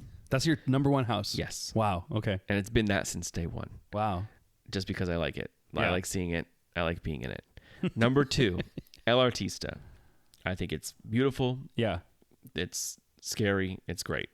Number 3, WWE presents the Wyatt Six. Wow. The Horrors of the Wyatt Six. Number 3 to me. Number 3. Yeah. I mean, it's really high up on mine too. Yeah. Number 4 is Terrifier. I like how fun it is. Number 5 is Jason Universe. Okay. Number 6, Grave of Flesh. Number 7, Dollhouse, Let's Play Dead. Number 8, Galkin, Monsters of the North. Number 9, Hatchet and Chains, Demon Bounty Hunters. And number 10, unfortunately fall out. But and again, like Jason will move up and down, and Dolls will move up and down. Terrifier kind of moves up and down, but those like it's hard to choose this year. Yeah. And Yeah, they're all good. yeah, like sometimes we're like, oh, was Gulkin? Do I like Gulkin more right now? Like it's just hard. I'm looking at my ranking. I'm not going to read mine. Yeah. And if you want to hear my ranking, you can listen to Rush of Fear Shameless plug. when we wrap up our Horror Nights season this year. But two of our houses are in the same spot. Oh, okay. Yeah. When we get to there, tell me. Yeah. We'll reveal it in a future episode. Yes. All right, let's go back to the park and talk about scare zones. Scare zones. So as we enter the park, we're going to walk through our entrance scare zone. Into the conservatory. Yes, and that's called the Origins of Horror. And this is it takes up more space than it has in the past few years, and Yeah. I love it. Me too. I love how they have because like this entrance zone for a long time it would take place like right as you get to the entrance to the Minion Mayhem ride, and it would be from there to like the end of the street where you get to the intersection of the Music Plaza. Yeah, so if like that from a long time ago, right? Yeah, like it used to just be between Minions and Shrek. Right. Right? Like what's now Minions and Villain Con. All of that, yeah. That was the scare zone, just that little stretch of road. Yeah. Now I feel like it is It's from in front of the store until like right before Minions. it's like yeah, and to like the right a little bit. basically from the turnstiles all the way to the end of Minions. Yeah, like there was a big wagon for Dr. Oddfellow in front of the now Wicked store. Yeah. So they've used that. They've used that corner for the Pumpkin Lord. Yeah. But this year they have the big Halloween Horror Nights like truss, the light up sign. And since that's from 30, right? I think that was the I first think year it's they used actually that. from like way or like original HHN. Oh, really? That sign was like very old. They And brought it's it red. back for 30 Okay. as like a throwback to the like old school HHN, and then now they just keep using it because it's become iconic again. And I like that it's there. Yeah. I like that they keep using it, and it's red usually, but this year, It also helps because like you walk under the big arch of Universal Studios Florida, and then you get a second like mini arch of Halloween Horror Nights. Yeah. Once you're in the park. yes. So I like that. It makes it feel like a nice entrance. yeah, So yeah, it goes from there. and it's usually it's red, but this year it's blue, Yeah. like a greenish blue. And that's that's kind of I the didn't know colors. they could change the color. This Yeah, is great. they can do that. That's The crazy. possibilities are endless. Yeah. And I the hope kind of the one- whole theme of the lighting throughout the park is like that bluish green. Yeah. where Yeah, a lot of it's it. on the Jimmy Fallon building, the 30 Rock building. It's on the Simpsons. Yeah. It's kind of on our big landmark places where usually it'd be red. Right. And I like that. I like the cool colors. So yeah, you got some gargoyles characters. Yeah, there's cool like real like stone looking gargoyles in the front before you get in those big gates Yeah. that I really like. And then there's little vignettes for each IP. Yeah. Little stone carved Freddy Fazbear, big Fallout door, the W with the lantern on it, Yeah, for WWE and art. Jason's Jason's big mask. and then yeah. big art with the chainsaw. And I don't know, like there's the chainsaw. There are chainsaw characters. There's like a person that looks like plants, I guess, or like a statue with like vines. That's one of my favorite characters this year. Like Yeah. the design of it. It's like it looks like a statue with iron bars like going through it, and she'll like move and come to life. Yeah. And the chainsaws are supposed to be like stone carving chainsaws. Yeah, like they carved all of these IP representations. El Artista loves carving stone and Freddy Fazbear equally. Yeah. So he carved a little Freddy Fazbear with his little friends. No, I think that I don't know if that reads to people. It might, but Yeah. yeah. I And I don't think know. it's funny that he got all those details with that chainsaw. Yeah. That they carved those with those chainsaws, and they carved a chainsaw with a chainsaw. Yeah. Wow, I didn't Very think of meta. that. Yeah. I like the crows. The crow stilt walkers Oh, are big- so fun. Yes. And And they that's- have those in Hollywood, yeah. and I like that they're here. A little bit different, Yeah. but cool. No, I think this is one of the better entrance scare zones in a long, long time. I agree. Maybe since Anarcade. Oh, yeah. Anarcade was like phenomenal. Yeah. And this it just feels like a proper entrance again. And Yeah. it feels like it feels like a proper scare zone again. For the first time in a long Yeah, time. because the Pumpkin Lord was cool. I like seeing him there, and Yeah. and Dr. Oddfellow was cool. Yeah. but there was nothing else really there. And now that it didn't feel like a scare zone. It felt like an entrance, just like a little moment. introduction to the event. Yeah. And now it feels like both again, Yes. and it's wonderful. Yeah. Should we go straight or to the right? Let's go straight. We'll go the same path around the park that we just did. Okay. So we'll go back to New York, where we see Mutations, Toxic 20s. Yeah, big New York scare zone. This is in the 1920s, Prohibition era, and like some mobster gangsters robbed a bank, and while they were getting away, they crash into a BuzzCon truck. It was driving a bunch of green goo across town. We don't know why. We don't know what the goo is, Yeah, but it's not good. no, It's mutated stuff. yeah, it's like this toxic sludge. So it gets all over everyone, and now it's turning everyone in the city into like these mutants, including like the gangsters and even civilians and police officers and everybody. Yeah. And this one there's a podcast for some of these, like LRT's to the House has a podcast. Oh yeah. I wish all of them would have a podcast, like all the original stuff, to Yeah. get more details. But this one has a podcast, and the podcast is really cool because you hear the story of like this character driving through the town, through the city of New York, and he points out all the landmarks that are there Yeah. that get infected, and then the mobster is crashing into the back of him. But yeah, you see, he was trying to deliver something for Rat-a-tat, which was a rat extermination thing, Yeah. and it didn't end up happening. And now all the mobsters have one big arm, and their chin is big. I really like the big chin mobster guy. Yeah. I think he's cool. And then some of them have the goo is inside of them and kind of melting through them, so they're skeletal. Yeah. I like the costumes in this zone. Oh, and the black light at night, it's kind of black lit, Oh yeah. so it's kind of glowing. It is cool. Yeah. It is cool. Yeah, I feel like I think that I don't like the sound design of this scare zone. Yeah, there's weird sounds in this one. I think the character voice screaming and stuff is too loud, and the music isn't loud enough. So it kind of feels like nothing is happening, even though there's a lot happening. Yeah. So, There's like- one weird laugh that's like the Pillsbury Doughboy. Oh, you mean Poppin' Fresh? Yeah, we can't get to him right now. No. We'll save him for maybe Thanksgiving. Yeah. But no, that sound, it goes like, like, does that make sense? Like you hear that, I'm like, who is that? Yeah. What is that? Yeah. I that one isn't familiar to me, but now I bet I'm going to hear it next You time will. I go. Yeah. It's weird. I don't know what that is, but there's one thing I like about this zone are, first of all, there's the Easter eggs. There's a Barmy bank. Oh yeah. That's the name of the bank. And the Barmy character triplets are the triplets of terror. Right, from so- last year. So these are relatives of those characters. Yeah. And I think that's cool. That they're- is fun. They're kind of tying that in. And BuzzCon, I like that it's BuzzCon. Yeah. So we're getting more of BuzzCon makes pest control and batteries. batteries, pest control, and goo. Yeah. Well, I guess well, the goo is for the rats. I think it is, yeah. Yeah.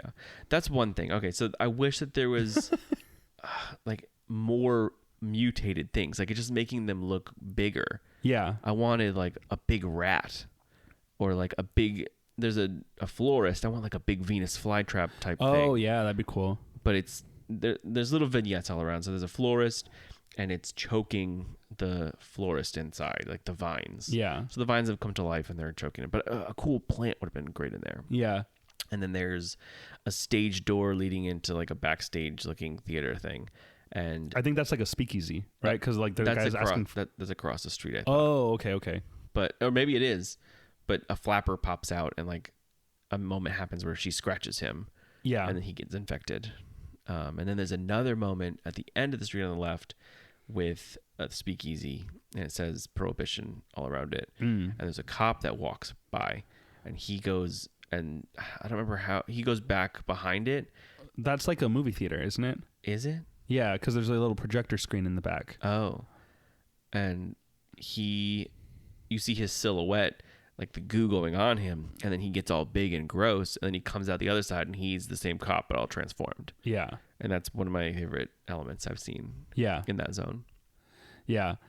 No, there's a lot of cool things that happen in this zone. I feel like I wish the sound made it feel better. Yeah. I don't know. Like I get a weird like feeling when I'm in that zone that I don't think is supposed to be happening to me. Mm-hmm. But I do like everything that's happening in it. It is a fun time. It's a cool zone. Yeah.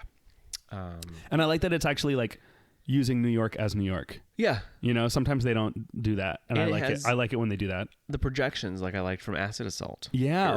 It reminds me of that, Yeah. where there's goo kind of dripping through the buildings. Yeah. But also, did they fling the goo? Was it a really bad crash where one of the... Right. How did this goo get all over everything so much? Well, you hear it in the thing. He's like, "Oh, I just dropped one on the florist," and "Oh, there, I just dropped it at the stage." Like you hear him talking about that. But then Yeah. I feel like they crashed in the back of him, and one of them flew up into that blue building. Yeah. It's just dripping Nickelodeon slime all around, constantly. Yeah. All right. Then we're gonna keep walking out of this scare zone down towards the back of the park. We're gonna walk through something that's not a scare zone, but it is what now is being called a street experience, and it's called Club Horror. Yeah. And this happens in San Francisco, where there used to be a scare zone, and this year there's not. Now it's Club Horror. Yeah, and I think Club Horror is not good.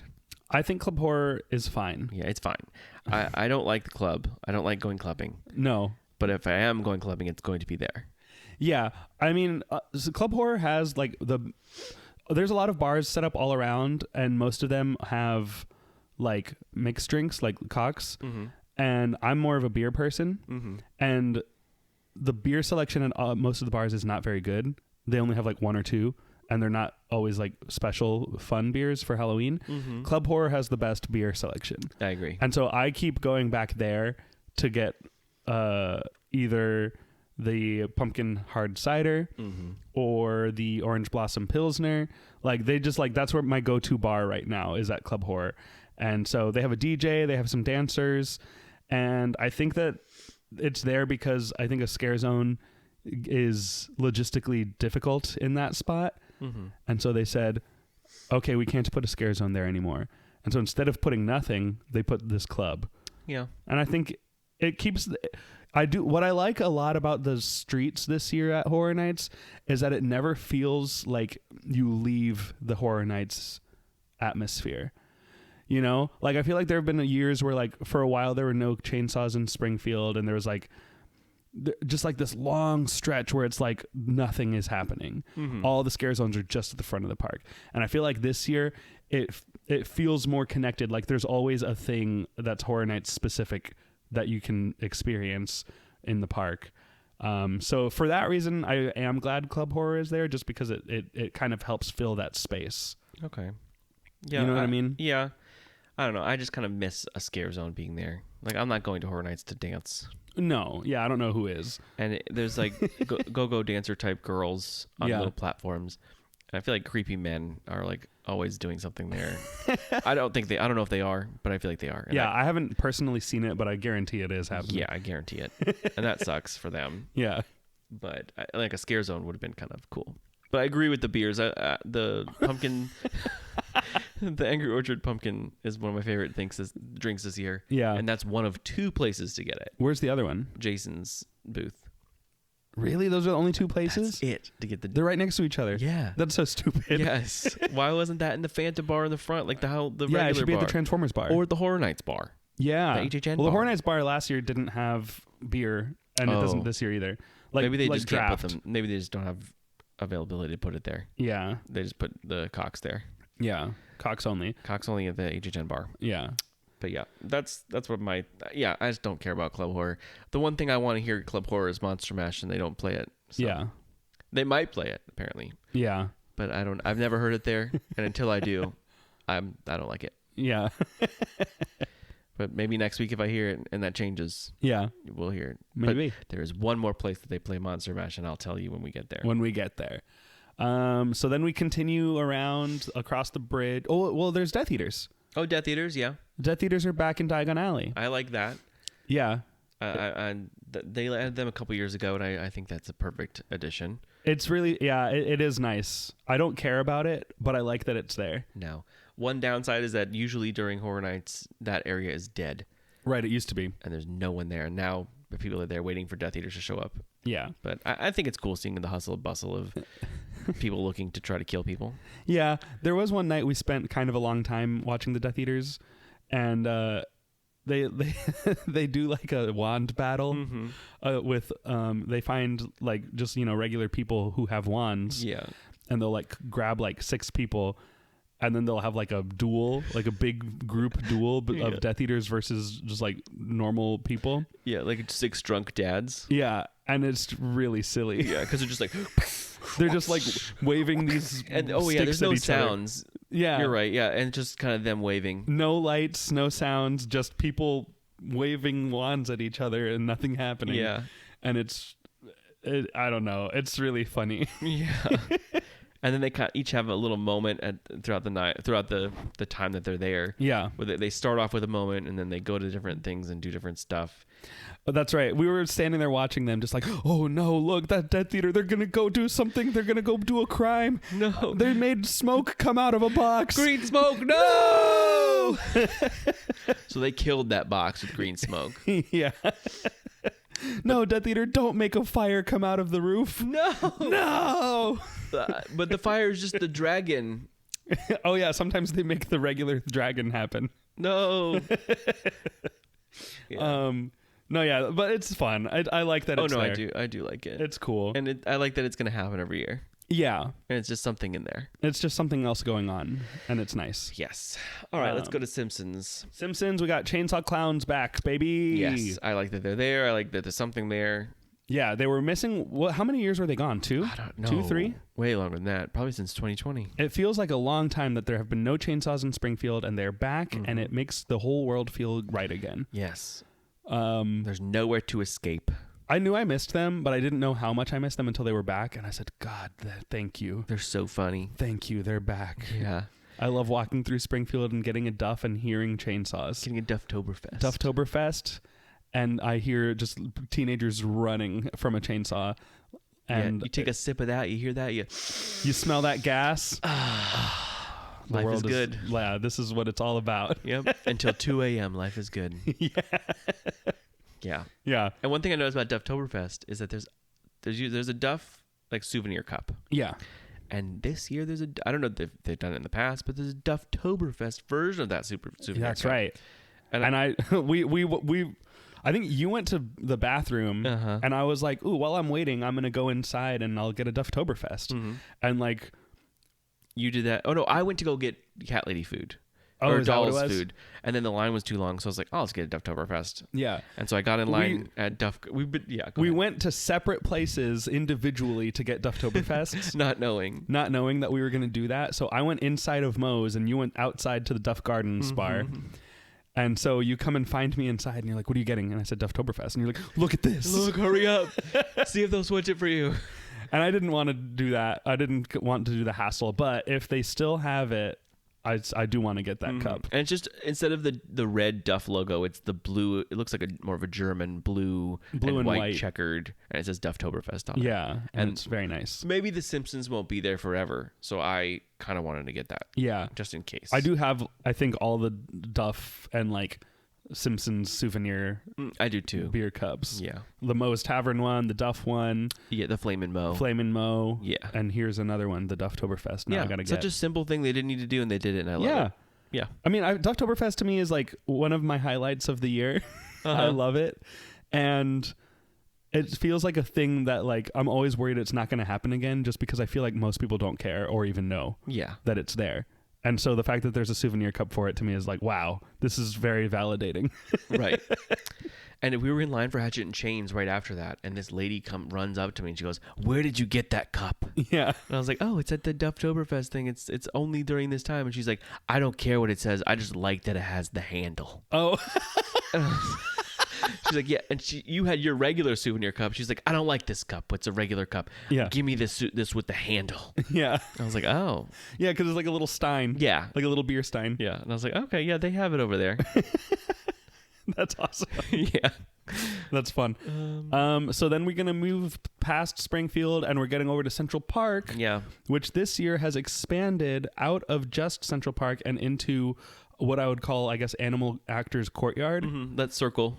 That big circle with the flagpoles. And they've used it maybe once or twice before. They used I've seen them for use it before, yeah. Cirque du Freak. I remember they set that up. I did not go that year, but Yeah. it was a scare zone based on that movie, Cirque du Freak, and there was a little There was a freak show in there. freak show. But Like an actual freak show. yeah. I saw that, and like, you know that lizard man with the forked tongue? Yeah. And he was there. I watched him do his show, and it was crazy. That's cool. Yeah.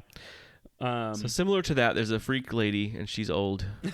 And her name is the Cat Lady of Crooked Lane. That's right. But let's start at the beginning of this one, because I like going the other way. Yeah, so this scare zone has like a beginning, middle, and end. Mm-hmm. And the beginning is on the Hollywood end of Central Park. So you're walking walking from like past Mel's Mel's up to Central Park. towards Animal Actors. Yeah. And have you read the like there's like these storybook pages Yes. posted up on the thing. I haven't read them. I listened to them when they told it to me in line for Haunted House. Okay. So yeah, that's one of the. One of the podcasts. Was it? It might. Yeah, it was. But then also, there's a storybook version of it that they the play video in they line. play. Yeah. Yeah, true. So this is the Cat Lady of Crooked Lane, and as you enter Central Park from the Hollywood side, you're going to see some trick-or-treaters, just running around asking for candy, whatever. And then you start to see some trick-or-treaters that are starting to transform. Like maybe they have a furry arm, maybe they have a tail, maybe they have like some pointy ears. Their little nose is getting bigger. Yeah. That like their face is starting to turn into something else. Yeah. And then by the end of the street, you're going to have just full on cat people. Like kids have become cats. And it's because at the very end of Crooked Lane, there's a house and there's an old lady on the house and she's the Cat Lady of Crooked Lane. And she's turning kids into cats with her witch spells. No, she's not a witch. She's not a witch? That's what they say in the book. She's not a witch. Oh. And everyone knows she's not a witch. But how does she do her magic? Potions. Oh, it's Okay. a special soup she's making. Soup. Yeah. Okay.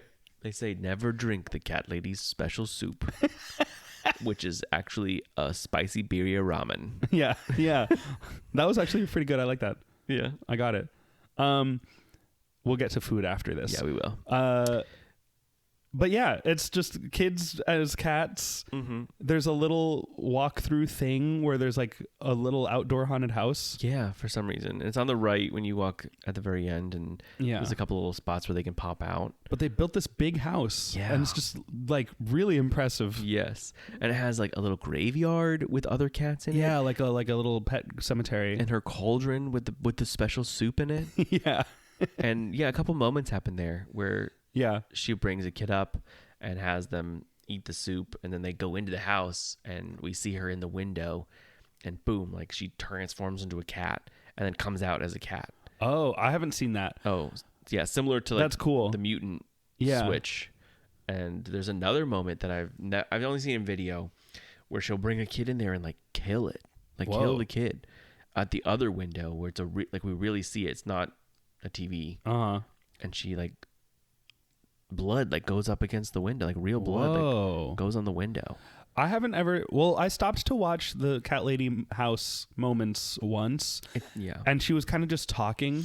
it's a very long, seemingly long thing where she says something for a minute and then waits a minute and then says another little thing, and Yeah. then she's like, "Oh, like this cat just died, but don't worry, a new one will join us soon." And then that's okay. So now that she's gonna bring a kid up, so that's kind of the Okay. lead up to it. She's like, "My special soup is almost ready. Oh, it smells good." I feel like I was watching it and I saw her like start talking 2 different times in a row, and I was like, all right, she just talks. This is it. Okay, I'm That's outta what I here. did the first time. Yeah. So And then saw the I little guess I need to go videos. back and watch it for longer and see these other things happen. I gave up on it too quickly. Yeah. I don't know how long that whole thing lasts, but she Yeah. says a bunch of different stuff. Yeah, But yeah, I think this is a good one. it's fun. Yeah. I like how silly it is. I like how clear the transformation is. Like there's like the little story makes sense even if you're not paying that much attention. You see it and you're like, oh, okay, cool. I Yeah. get what's going on. And one of my favorite things in one of the first characters, the trick-or-treaters, has the book. Yeah. The Cat Lady Crooked Lane. Yeah. And this is, I wish they'd sell stuff like this.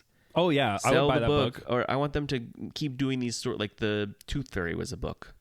When they did that house, there was a Tooth Fairy. Oh yeah. Not one you could buy. No, like it was it was kind of a story, Right. and they put it online where you could print out the pages. Oh, okay. Maybe they did this year. I don't think so. I would have seen it probably somewhere, but maybe after 3 or 4 books, make a little book. Yeah. Make a Horror Nights storybook. Yeah. That'd be so cool. Like a little golden book of Horror Yeah. Nights stories. Yeah, a big little golden book. Yeah. No, I would have bought that book immediately. A couple years ago, they did a comic book for this Yep. tribute store. Yeah. And it was like just based on the store. Mm-hmm. So like you have a whole scare zone that's got a book themed to it, and you're not going to sell that? Yeah, I Why have a not? feeling that those are two separate. It's like the Scare Zone people and the tribute store people they don't talk to each other. No.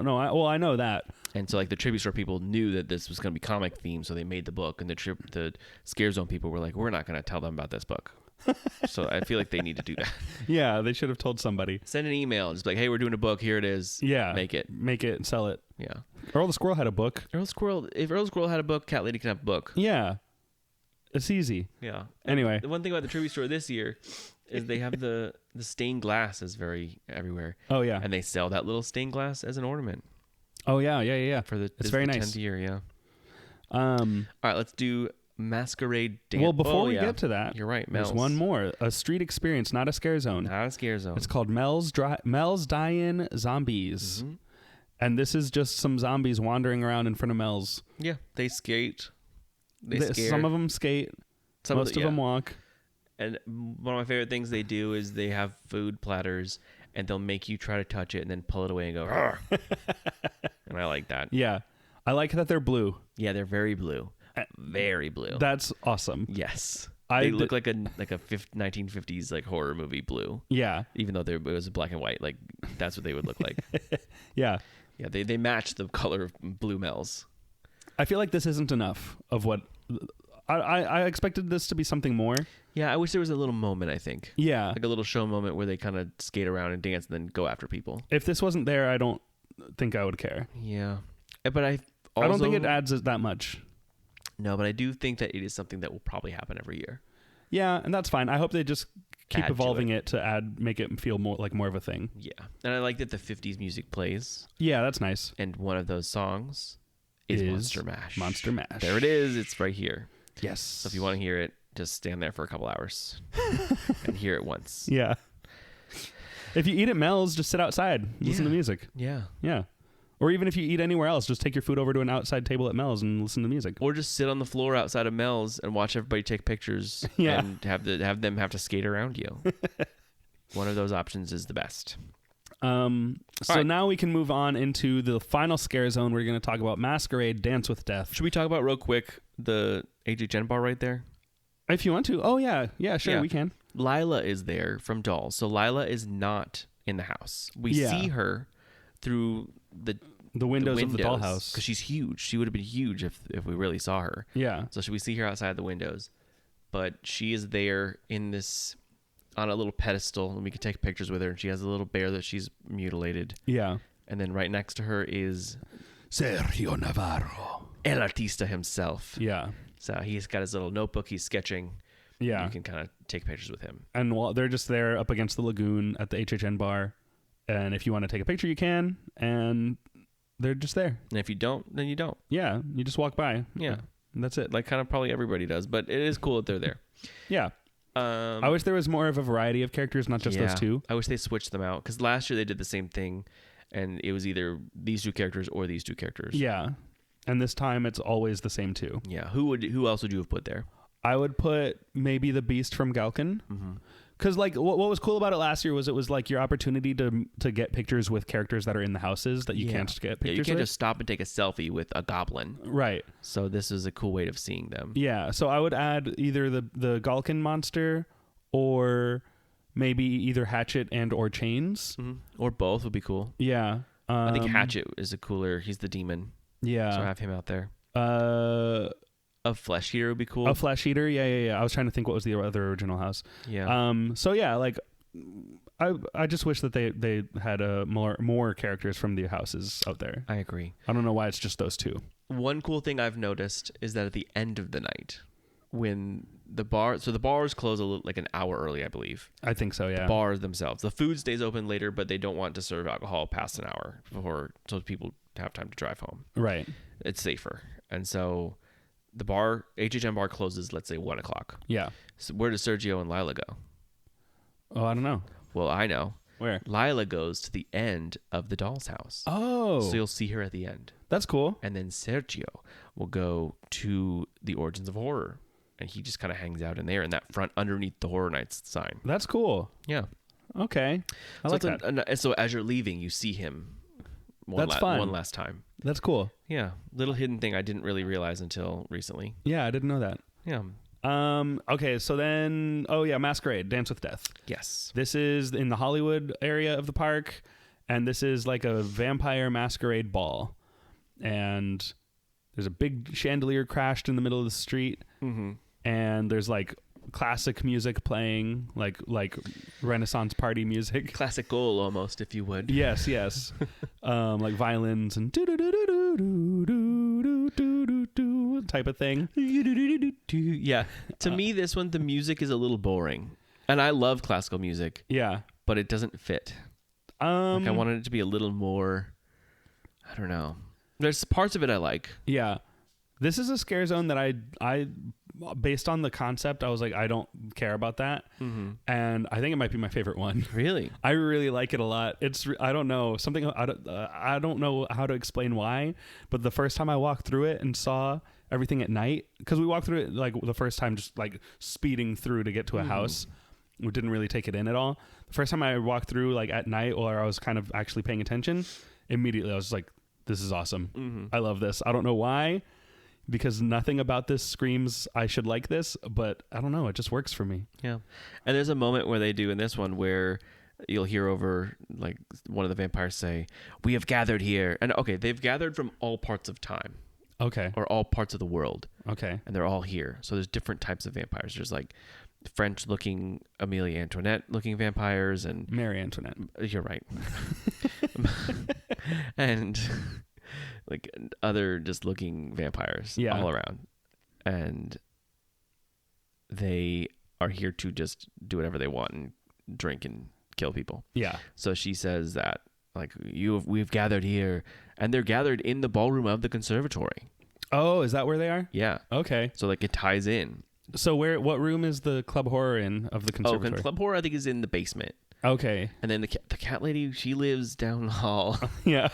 That's the one thing is they're trying to tie the whole event together, which is one of my favorite things about Horror Nights of the past. Yeah. Like the 21 year, everyone had something to do with Lady Luck. Yeah. Whether it be the Forsaken did not listen and like Lady Luck had her way. Yeah. And the Thing, I don't know, I guess tied in. But they did try to tie it in. Yeah. And they've done that in the past. Like Oddfellow is a good example. Yeah. Where everything kind of tied in. All the scare zones, if you went in order, would see like him going through time. This one, they tried to do that, and I think it works in some cases, like Origins of Horror, and the whole place is the conservatory. Yeah. But the cat lady kind of doesn't make sense. The Toxic 20s doesn't make any Toxic sense. 20s. So like two of them make sense. Yeah. And that's it. That's it. And the lighting makes sense. And it's okay if it doesn't, but No, I feel yeah. like then don't tell us about it if it's not going to be a thing. Yeah. The 20s is right outside the corner of the house. But maybe a character from there went to the casa. But La Casa Creacion is like upstate New York, and like this is in the city. yeah. Yeah. It took a taxi to this Casa Creation, and Yeah. I drew a little picture. Yeah. It's about 20s. Yeah. Yeah, I just wish it tied in a little more. Yeah. But it's still cool. Yeah. So yeah, and so the stained glass throughout the masquerade is like supposed to be that type. Oh, right. Yeah. And there's like a whole stained glass, like Stiltwalker The stained glass costume. vampire. Yeah, those are the prettiest outfits Those are of the cool. year. Yeah. One thing I really like about this zone is when they're if they dance. And sometimes they'll dance. Like there was a victim that was like kind of running around, and she like went after me and then did a little twirl, like a little ballroom twirl, like a dance. I went the other night, And there's one, I think he was a victim.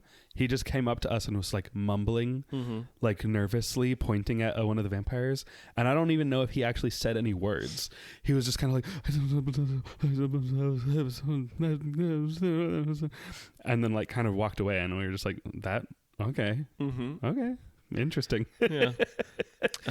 It'd be a good misdirect. Yeah. And If then somebody else, something scared you. like while we were looking at him mumbling, they come up behind us and scare us, but like it didn't happen. But I could see that being a good part of a scare. Yeah. Okay. At the end of that show moment, the lady says, "Drink and be merry," and then like the music escalates and they all kind of attack. Fun. Yeah. Cool. But no, I think this is a good scare zone. Yeah, I like it. I do think overall the scare zones this year, I've heard a lot of people say that they're good, that they're better, like scare zones are back. To me, I disagree. I think that the scare zones are starting to focus a little bit too much on story, in my opinion. And like the best parts of some of these scare zones are like scenes that would make more sense if they were in a house. Like a lot of the Toxic 20s stuff. All those Toxic 20 scenes, I'm like, okay, that's from a house. Like that should be in a house. The cat lady scare zone literally has a little hallway with boo holes in it. I'm like, so you're just making a house. Like I love houses, obviously, and I like for a scare zone to be a separate thing. So maybe that's why I like the Masquerade, is because it feels like a scare zone in the most traditional sense. There aren't necessarily like scenes with boo holes and classic like haunted house scares, where the Toxic 20s and Cat Lady do have that. I feel like they need to, I don't know. I think they're trying too hard to tell stories in the zones, and they don't really come across. And I think it makes it less of a scare zone and more of a story experience. Yeah. And I don't think that it doesn't work for me. Yeah. That's just my thought. No, I agree. I think that the scare zones are a little lacking to me this year overall. Like my favorite two ones are Origins of Horror and Masquerade, and it's because they're just characters outside scaring you. Yeah. That's it. That's all it needs. That's all I want. Yeah.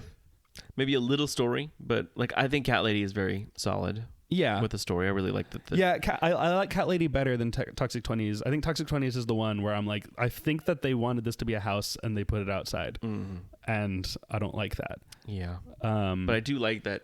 I don't know, like people that can't go in the houses because they're so long, or they kind of get that vibe still. But yeah, I agree that it should have been more just this is what's happening. Yeah. And you're in it. Yeah. You're in the story of it, but it's not necessarily moments of a thing. Yeah. One thing I do like about this event is that it starts, there's no opening moment in one place. So every year they do like an opening moment, but this year it's kind of everywhere. So you hear Sergio throughout the park saying, like, in this conservatory, there's stained glass and all this. And I really like that. Yeah. And he says little puns about each one of the IPs. Oh, yeah. Where he says, 5 Nights of Torment, which is Five Nights at Freddy's, and yeah. Torture or terrifying works of art. Yeah. That's Art the Clown Terrifier. Yeah. Do you remember the other ones that he says? I know he says, let me in.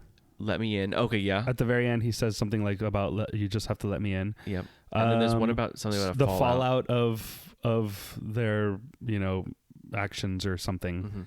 And then my friend Jason. Yeah. Does he say one for Jason? He says one for Jason. I don't remember what it is.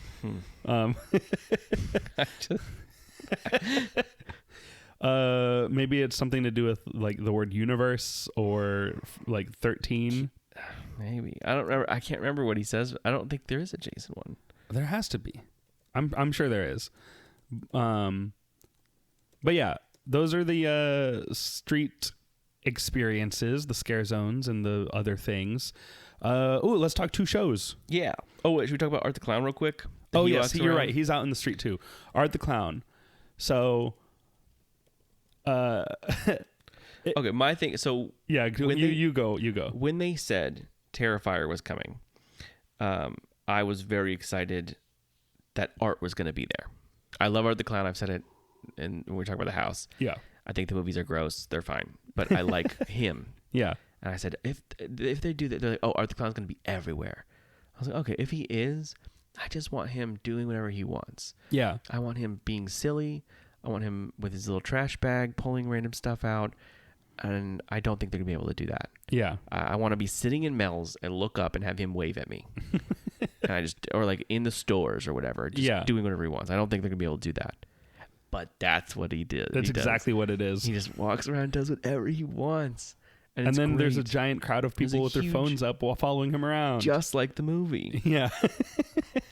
Yeah, that's the one thing that kind of sucks is that everyone kind of follows him and has to have their little camera out with the flash and Yeah. like just give him a break. Yeah. Back up. Let him do his thing. Yeah. All right. It's not for you. No, it's It's for for me. him. Oh, sorry. It's for him. Yeah. No, I wanted to be there too and like record it. So I get it. Yeah. But how do you do that without it doing it? And that's one thing is you can't find out where he is. He just kind of shows up. Yeah. You just got to get lucky and hopefully he's where you are. Yeah. And it makes it really exciting when you do see him. You're like, there he is. Yeah. Look, there he is. He's riding his little tricycle. Little tricycle. And there's two versions of him. There's the regular version and then the Santa version. Yeah. And you don't know which one you're gonna get. Yeah. Not that there's only one Art the Clown, obviously. But it does seem like he literally can do whatever he wants. Yeah. He goes up on the DJ booth up at Yep. Club Horror. He went up on the pedestal where the dancers are. Yeah. He literally, anyone lets him do whatever he wants. Yeah. And it's awesome. Yep. He goes into Starbucks. Yes. He goes into stores. He goes. He try like if people are shopping, he'll throw Art the Clown merch at him to buy it. Yeah. What else does he do? One cool thing is if you do have a RIP tour, Oh, yeah. you can meet him no matter what, and he'll be there waiting for you. And he has the head from the second movie, the Trick or Treat. Yeah, like the Head. candy bowl head. Yeah. I like seeing little kids dressed up like Art the Clown or Little Pale Girl interacting with him. Okay, yeah. Just like walking up, and one of them I saw yesterday where someone drew a little picture of him, and he like was so happy about it, and they got a picture together. I'm like, I really hope this kid has never seen a second of this movie. Yeah. But yeah, even like one of your friends was saying, I don't like Art the Clown. I just like that he's here. Yeah. I don't like those movies; they're gross. But I just like Art the Clown. Yeah, the I Horror like Nights him. character, Art the Clown. Yeah, horror nights only. Yeah. And I have said that to people of like that I don't want to see the movie or they don't like the movie. And I'm like, yeah, but like the house and Art walking around, like it gives you everything that's good about him without having to sit through the movie. Yes. Like it's just you get the essence of Art. Yeah. And that's the best part. And so like this is the most perfect way to experience Terrifier is just to see him walking around, or to do the haunted house. Like the haunted house, I think is a good taste of what he is about. Yeah, if you have 90 minutes usually to wait in line, you can probably watch any of the 3 movies in line for that house. Hopefully not, Yeah, well, because they're long. yeah. They're like over 2 hours, so I hopefully you know. don't have time to watch the whole second one. But usually you do. Yeah. Okay, so the shows. There's 2 shows this year, but we have Lagoon Show back. Mm-hmm. Let's start with Nightmare Fuel. Okay, I've seen it once. I've seen it 3 or 4 times, I think. Okay. Yeah, What do you think about it? it's fine. Yeah, I agree. It's I don't care about Nightmare Fuel. Me neither. We're saying it. We're going to be controversial.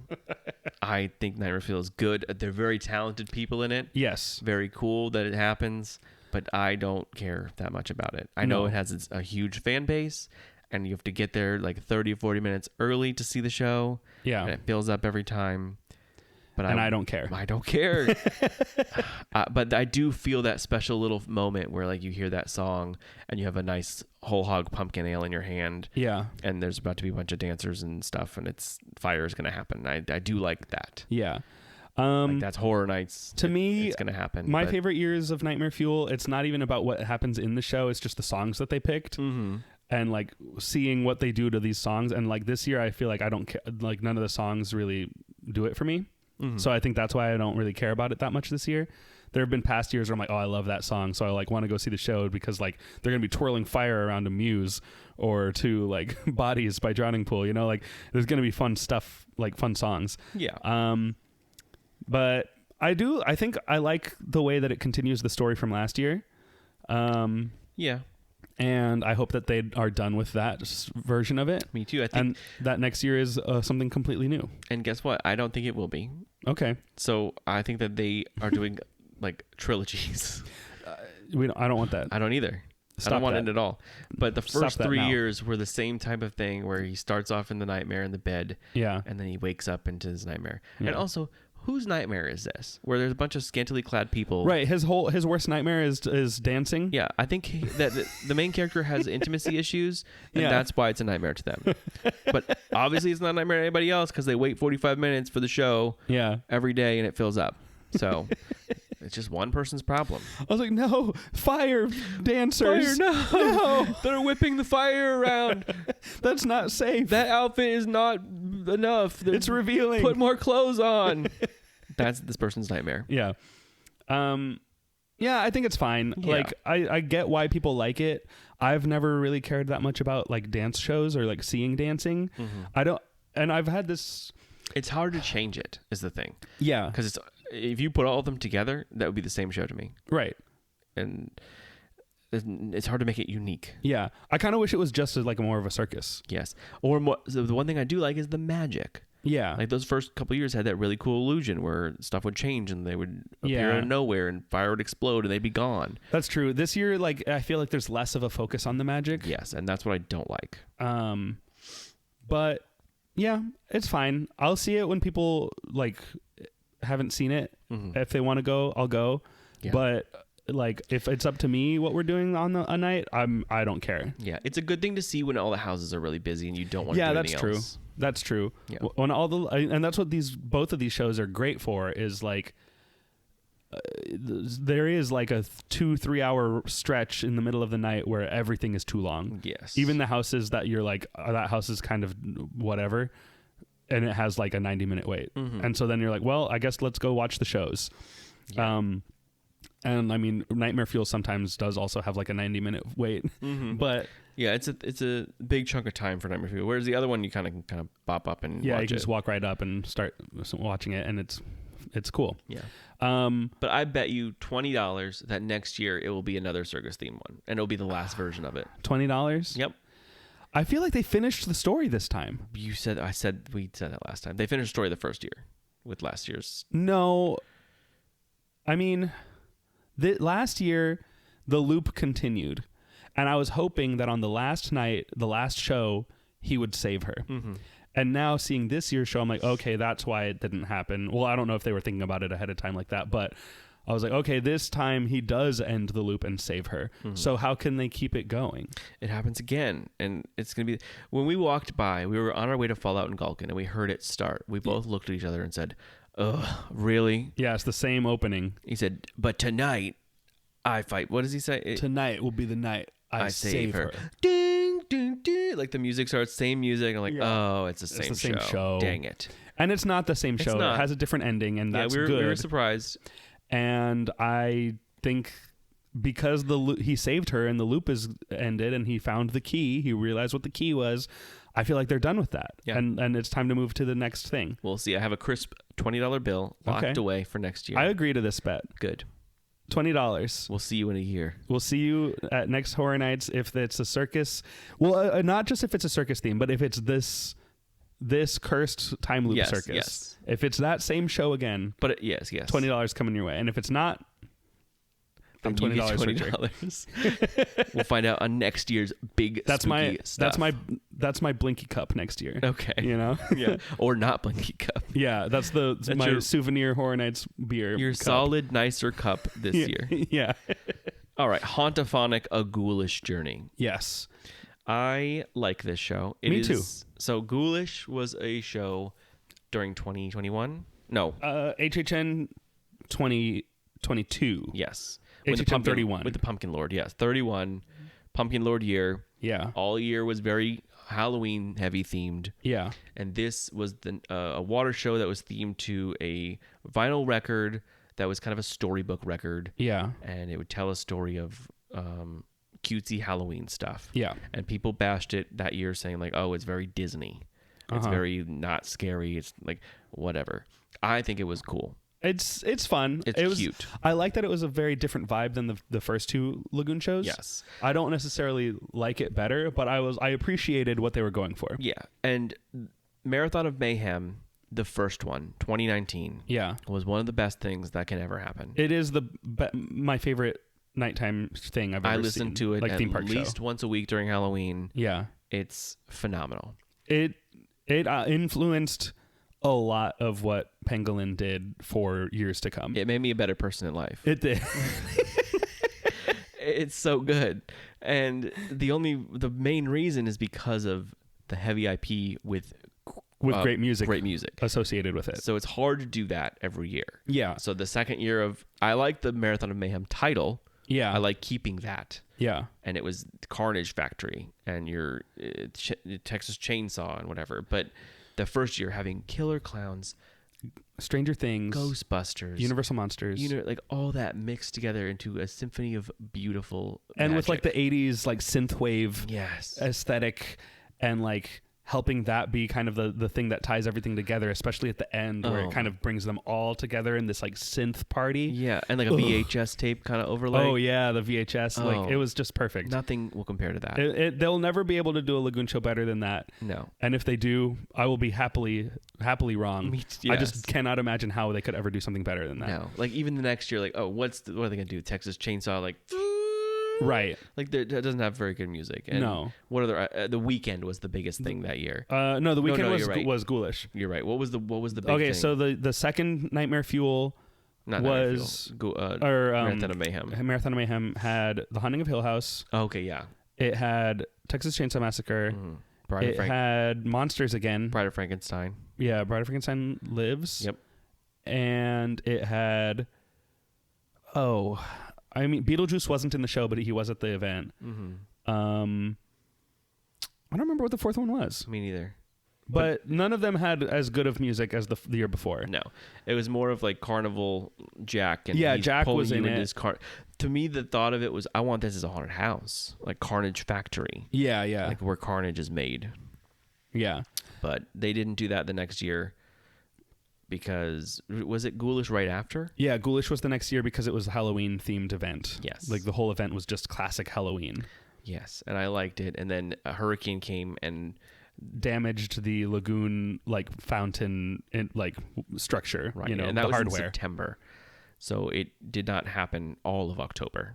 So Yeah. they lost a full month on it, a little bit more than that. Yeah. So more than half of the event, Ghoulish did not happen. Yeah. And it never happened again. And they kept saying like Ghoulish might return. Ghoulish might return.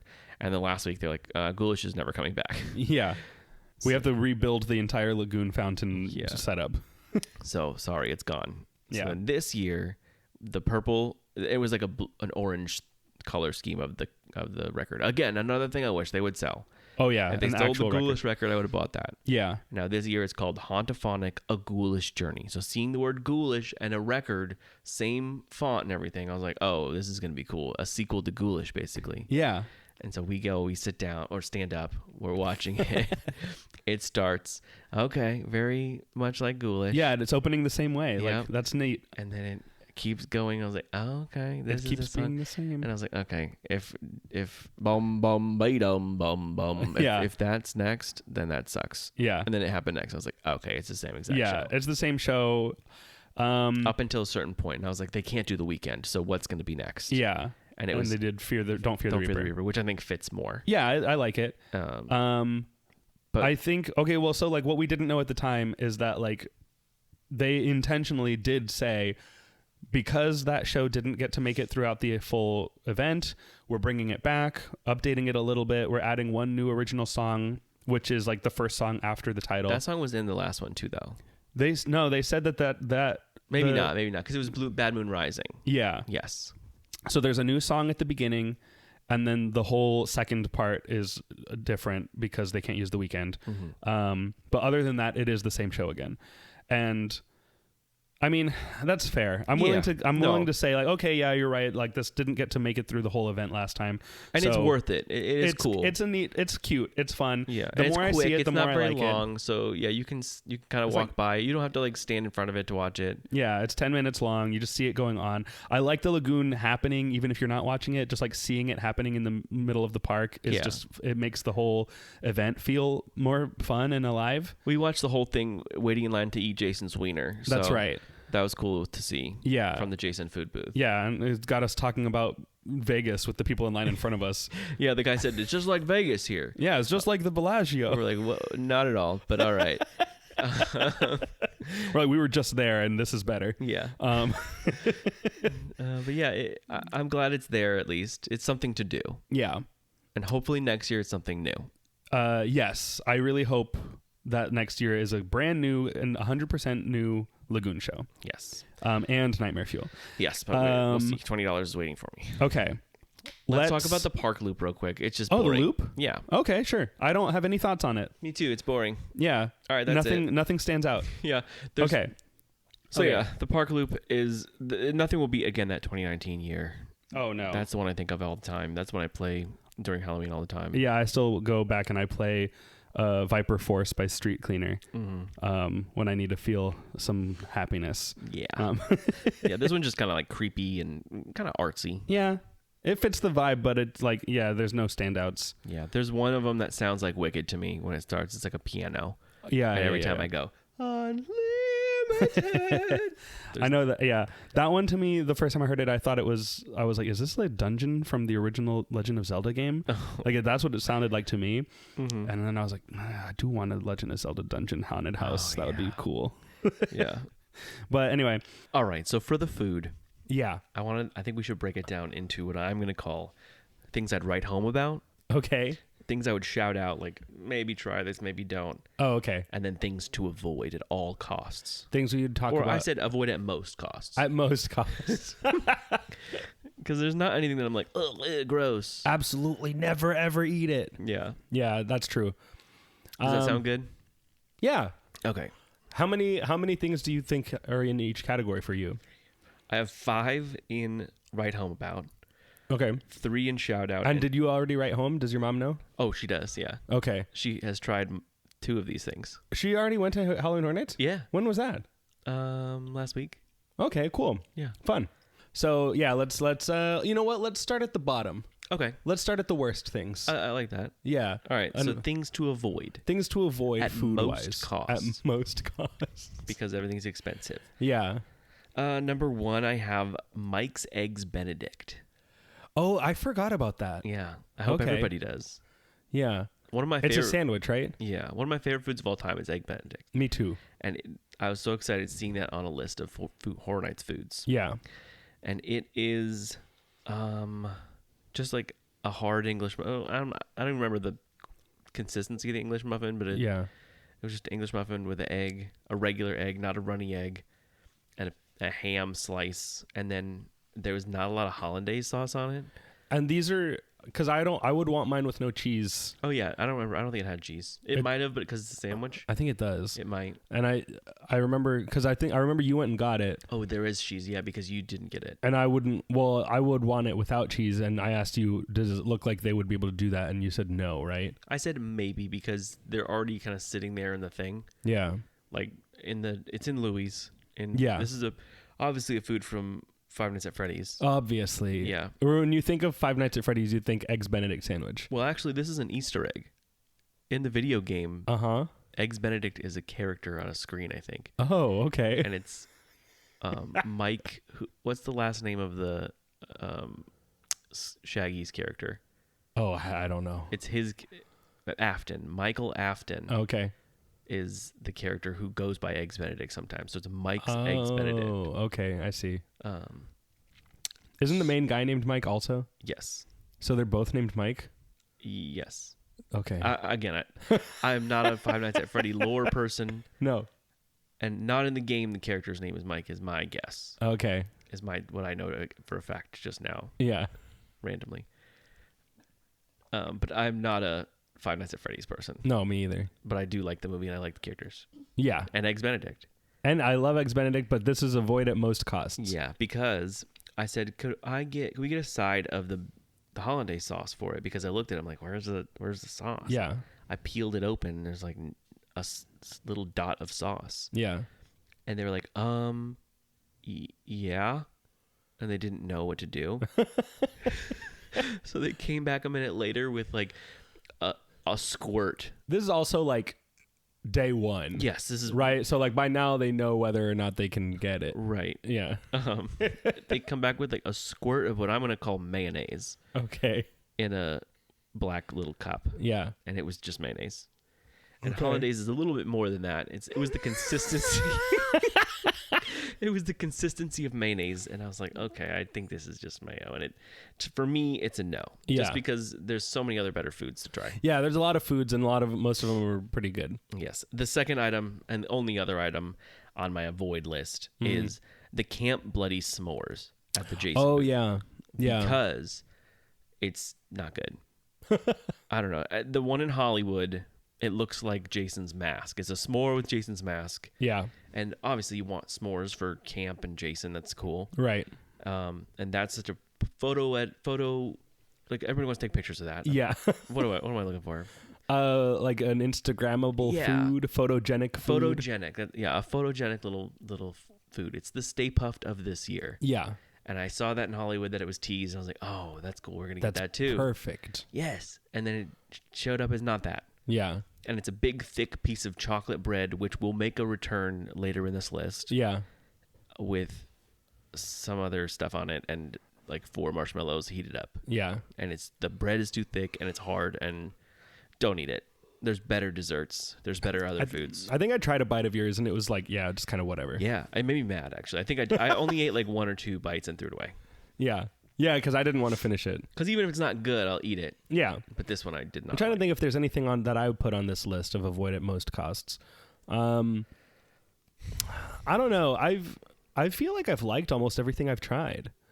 I'm not one who tries to try everything. Like if there's something that I can tell like, oh, I don't care about that, I'm not going to bother getting it. So yeah, I mean, probably the least favorite thing I've tried might be the corn dog. Okay, yeah. But that's not on my list at all. it was good. It was just like I like a crispy, crunchy corn dog, and this one felt like a little bit soggy. Yeah, and I remember taking a fine. bite of it and then having the whole skin be pulled off.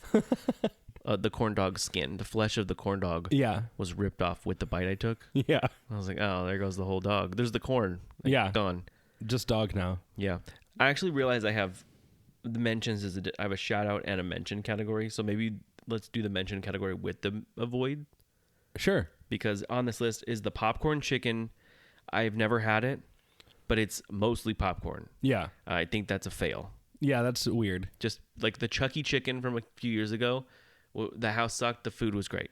Yeah, That was one of my favorite. It was foods. Nashville hot popcorn chicken in a little popcorn bucket. Ugh, so it was good. perfect. And that could have been Terrifier. Yeah, just the same exact thing. But no, it's a huge pile of popcorn with like 3 little bites of real chicken. Yeah, like marinara sauce all over the whole thing. it looks like chicken strips. Yes. Are they strips? I looked at it real quick and said, I'll get that one day, and I haven't yet. Yeah, So- it seems like the least interesting thing. Yeah.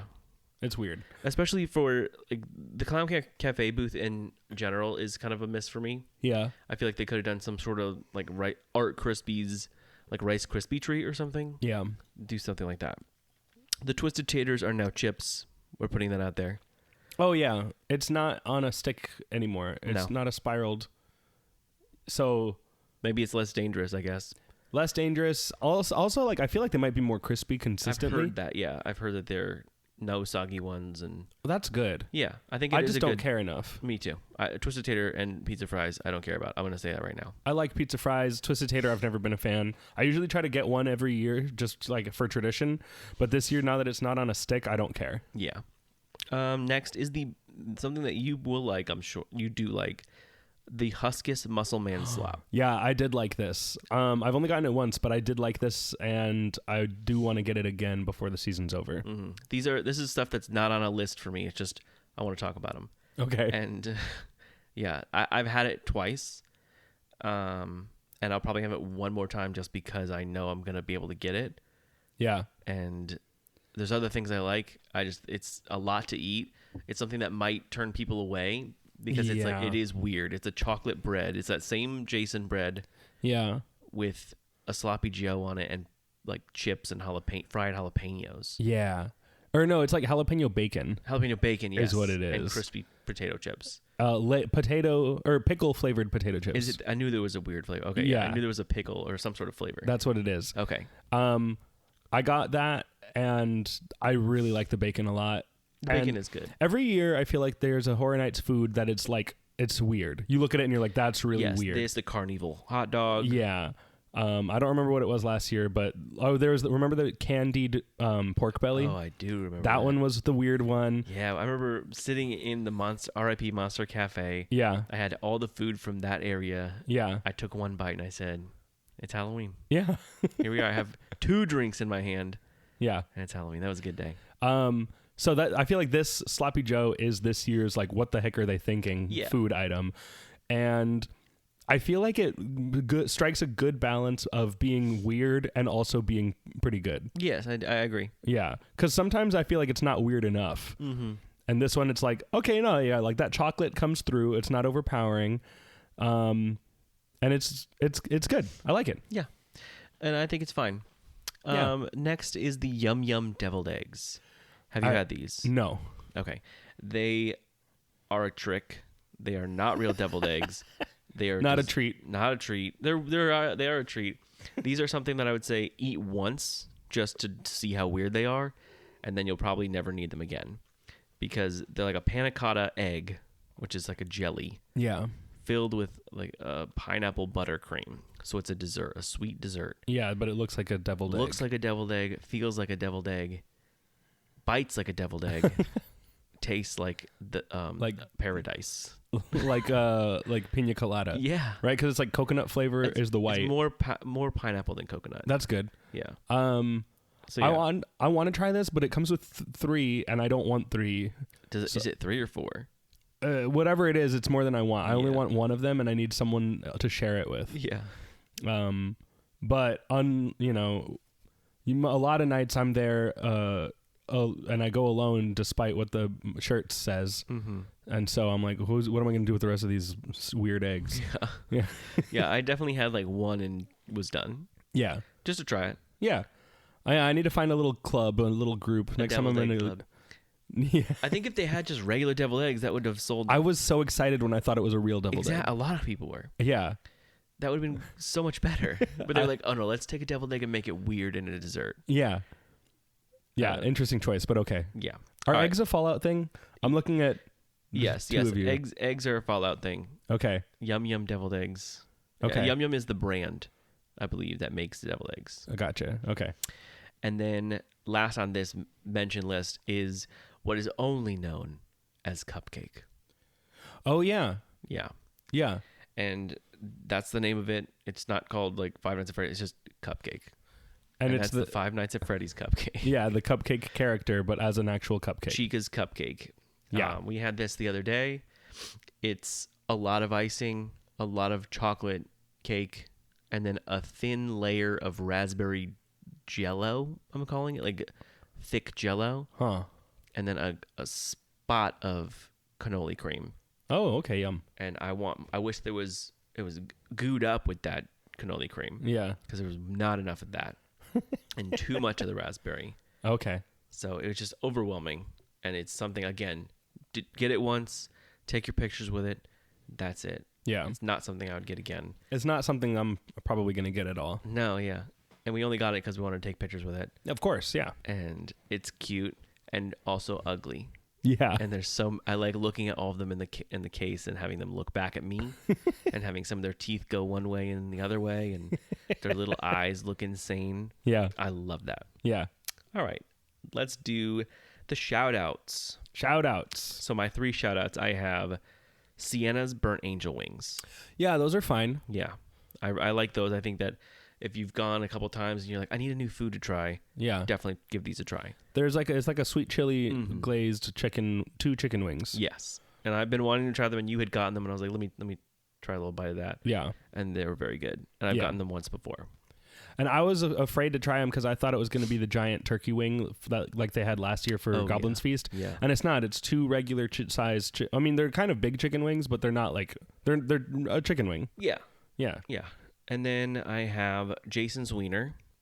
Yeah, which I think the official name is Jason Spiral Sausage. Yeah, but it's more fun to go and be like, "Hi, I'll have one of Jason's Wiener, please." Yeah, you should go and order it as Jason's Wiener at the stand. And I did it, and I will never do it again because it was only okay, and I don't need to get it again. Yeah, it was fine. But it is fun to say it, and Yeah. you have to. And I had to say it 3 times because the lady could not hear what I was saying because Ghoulish or Hauntophonic was happening, Yeah. and I said, one Jason Wiener, please. And she's like, okay, I have this thing, and then what else? I was like, oh, the Jason Wiener, Jason's Wiener. And she's like, okay, what was the last thing? And the girl behind her says, Jason's Wiener. He wants Jason's Wiener right here, spiral sausage. So that was fun. Yeah. All right. And last on this list is Ramblin' Rabbit fried carrot cake. Oh, I haven't gotten that one yet either. Oh, yeah. I need to try that. Yes, do try that because that is something I would say if you want a sweet little treat Yeah. on your Horror Nights adventure, get this. I'll get that the next time I'm there. Maybe I'll go and I'll double dip. I'll do 2 foods at the wrestling, and I'll get the Sloppy Joe and the cake, and that's my meal and dessert. Have your sloppy Joe and eat your cake too. Yeah, Yeah, it's a deep fried piece of carrot cake, like a funnel cake batter fried carrot cake. that sounds cool. Amazing.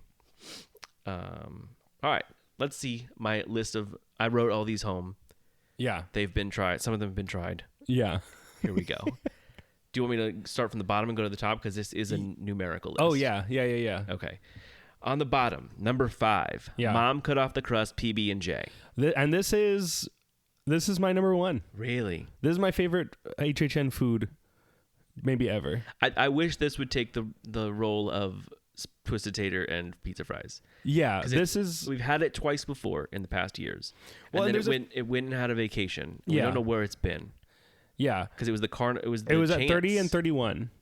Was it? Yeah, because it was for 30 because Chance was there for all the icons. Mm-hmm. And it was there again the next year, and then it's been missing for 32 and 33. Yeah, it took a 2-year break. So Yeah. maybe it shows up for 2 years, leaves for 2 years, comes. So we'll have it next year. Yeah, hopefully. Yeah, it better. But they have changed a little bit. It's just a deep fried PB&J or Yeah, Uncrustable. Uncrustable. So good. Yeah. And they used to put just drizzle the hot honey on top Yeah. with pepper flakes. Yeah. That was the first 2 years. Now it's back with Maple syrup. temperature hot maple syrup. I don't think that's spicy, is it? No, it's just maple syrup. Just maple syrup with the pinch of red pepper flakes still. Yeah, and it still gives it a little bit of a bite. Yeah. But that's never what it was about to me. I No, just it's like the whole combination. It's so good. Yeah. Who would have thought? They did, and I love it. Yeah. There's a few other food items that are not quite to the level of pizza fries or Twisted Taters, but are still there every year. Mm-hmm. Like the A walking taco. well, yeah, the That's walking taco become is one. becoming that. I meant more like the pizza skull Yeah, with pizza skull. or the coffin, yeah, the lentil coffin. the lentil coffin. Those So- are all from that same year. yeah, and like I want the PB&J to me is a bigger star than those Oh, other I 2. agree. The pizza skull is whatever. Like I don't ever have to eat another one again in my whole life. Yeah. I got it the first year, and then I was like, this is a hot pocket, but just like it looks different. Spooky. Who Yeah. cares? A spooky hot pocket. Yeah. So yeah, PB&J, I love it. It's my number 1. I get it once a week. I hope it comes back next year. Yeah, me too. The chicken tendies in this booth are also okay. I've had the garlic parm ones. They're just But they're chicken just chicken tenders. tendies. You can get that anywhere. Yeah. Yeah. Okay. Next, number 4, the Death by Cheese Stick. Oh yeah. Yeah, I've gotten that 3 times. Yes. And 3 feet of you've eaten cheese. The whole yard A yard of mozzarella. mozzarella stick. Yeah. It's just a foot of cheese, deep fried. It's perfectly crisp. It's got Yeah. spicy marinara. Yeah. Delicious. That crisp on the outside is real good. It's special too. It's not like a traditional. It's more flaky. It's like panko. Yeah, a little like a thicker panko. Yeah, and almost like if you're not careful, like it could cut the roof of your mouth. Yeah, And I like broken that. up chips. Yeah, oh, it's like danger. Yeah, Yeah.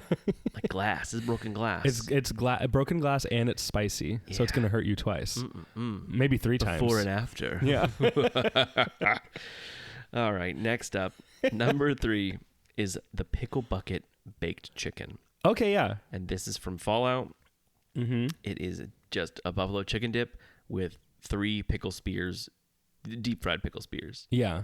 and it's good. You dip the pickles in it, and I love both of those things separately. Together, they are the best. I don't know Yeah. if this is anything like crazy, but it is really good. What do you mean crazy? Like it's two things we love that they just put together. Yeah. Like it's not a crazy idea. I guess so. I wish you could. I wish I could get it without the buffalo dip. I just want the pickles. Yeah, there should be that option. Yeah. But Oh, because you don't want the cheese in it. yeah. Have you tried it with it? Yeah, I got it, and I ate most of the buffalo dip before I just like realized I don't have to eat this. I can just eat the pickles. Yeah. I'll just eat these $11 pickles. That's fine. Yeah. No, yeah. I got like halfway through my second pickle, dipping every bite before I was like, no one's forcing me to do this. Like, I can just eat the pickle by itself. The ghoul is behind you, like, eat this pickle. Yeah, eat the And the cheese. dip. It's the dip. Yeah, like it was too cheesy. Will's egg. Eat the And dip. Every now and then I'm like, is this a thing that is like just a habit now that I don't like cheese? Like if I eat it, will I like it? And then I'll eat a buffalo dip and be like, no, I don't like this. And I will eat it and say, give me more of it. Yeah. We are the opposites of cheese. Yeah. I love it. You hate it. Yeah. We're the yin and yang of cheese. Yeah. And that's why we get along so well. Yeah. All right. The next one I don't know if you like then is number 2 on my list is the cram tots. I haven't even tried them. Yeah. I don't think I'm going to bother. They are 4 giant potato tots stuffed with cheese. Yeah. No thanks. Yeah. And then on top of it is like a really good Spam. That's like a sweet chili Spam. Oh, that sounds nice. And you take a little bite of each and they're so good. Yeah. And me and Caitlin found that if you take a bite, and you're gonna hate this, but you take a bite of the tot, Yeah. dip it in the buffalo chicken dip. Yeah. A little hack, I mean, yeah, that sounds like a good thing for someone who likes cheese. a good thing, but then an enemy to you. Yeah. Yeah. That's like what's a Molotov cocktail to me. Yeah, it's fire and alcohol in one, Yeah. exploding. Yeah. And number 1 on my list is the Five Nights at Freddy's. Why not have both pizza and pasta? Yeah. And it's spaghetti pizza. This Yeah. iCarly food for some reason. It's not iCarly, but I mean, she would make this. It's I mean, they had spaghetti the spaghetti tacos, right? Yeah. Yeah. So it's It's Pizza. just spaghetti and meatballs on a pizza slice. yeah. But it's also the pizza, the dough itself is garlic bread. Yeah. So that's garlic bread delicious. Yeah. The light sauce, a little bit of cheese, and then spaghetti on top. Wow. I'm like, And three every bite there's 3, or not every bite, but every slice has 3 3 meatballs on it. meatballs. Yeah. And that is one that my family did try. And my mom said I'm going to say right now, they're pizza snobs. Okay. And they're also pasta snobs. Yeah. So to have 2 of the same item from a theme park Yeah. in one item, Yeah. my mom said, I ate it. We're like, did you like it? She's like, yeah. It was, yes. So that's all I got.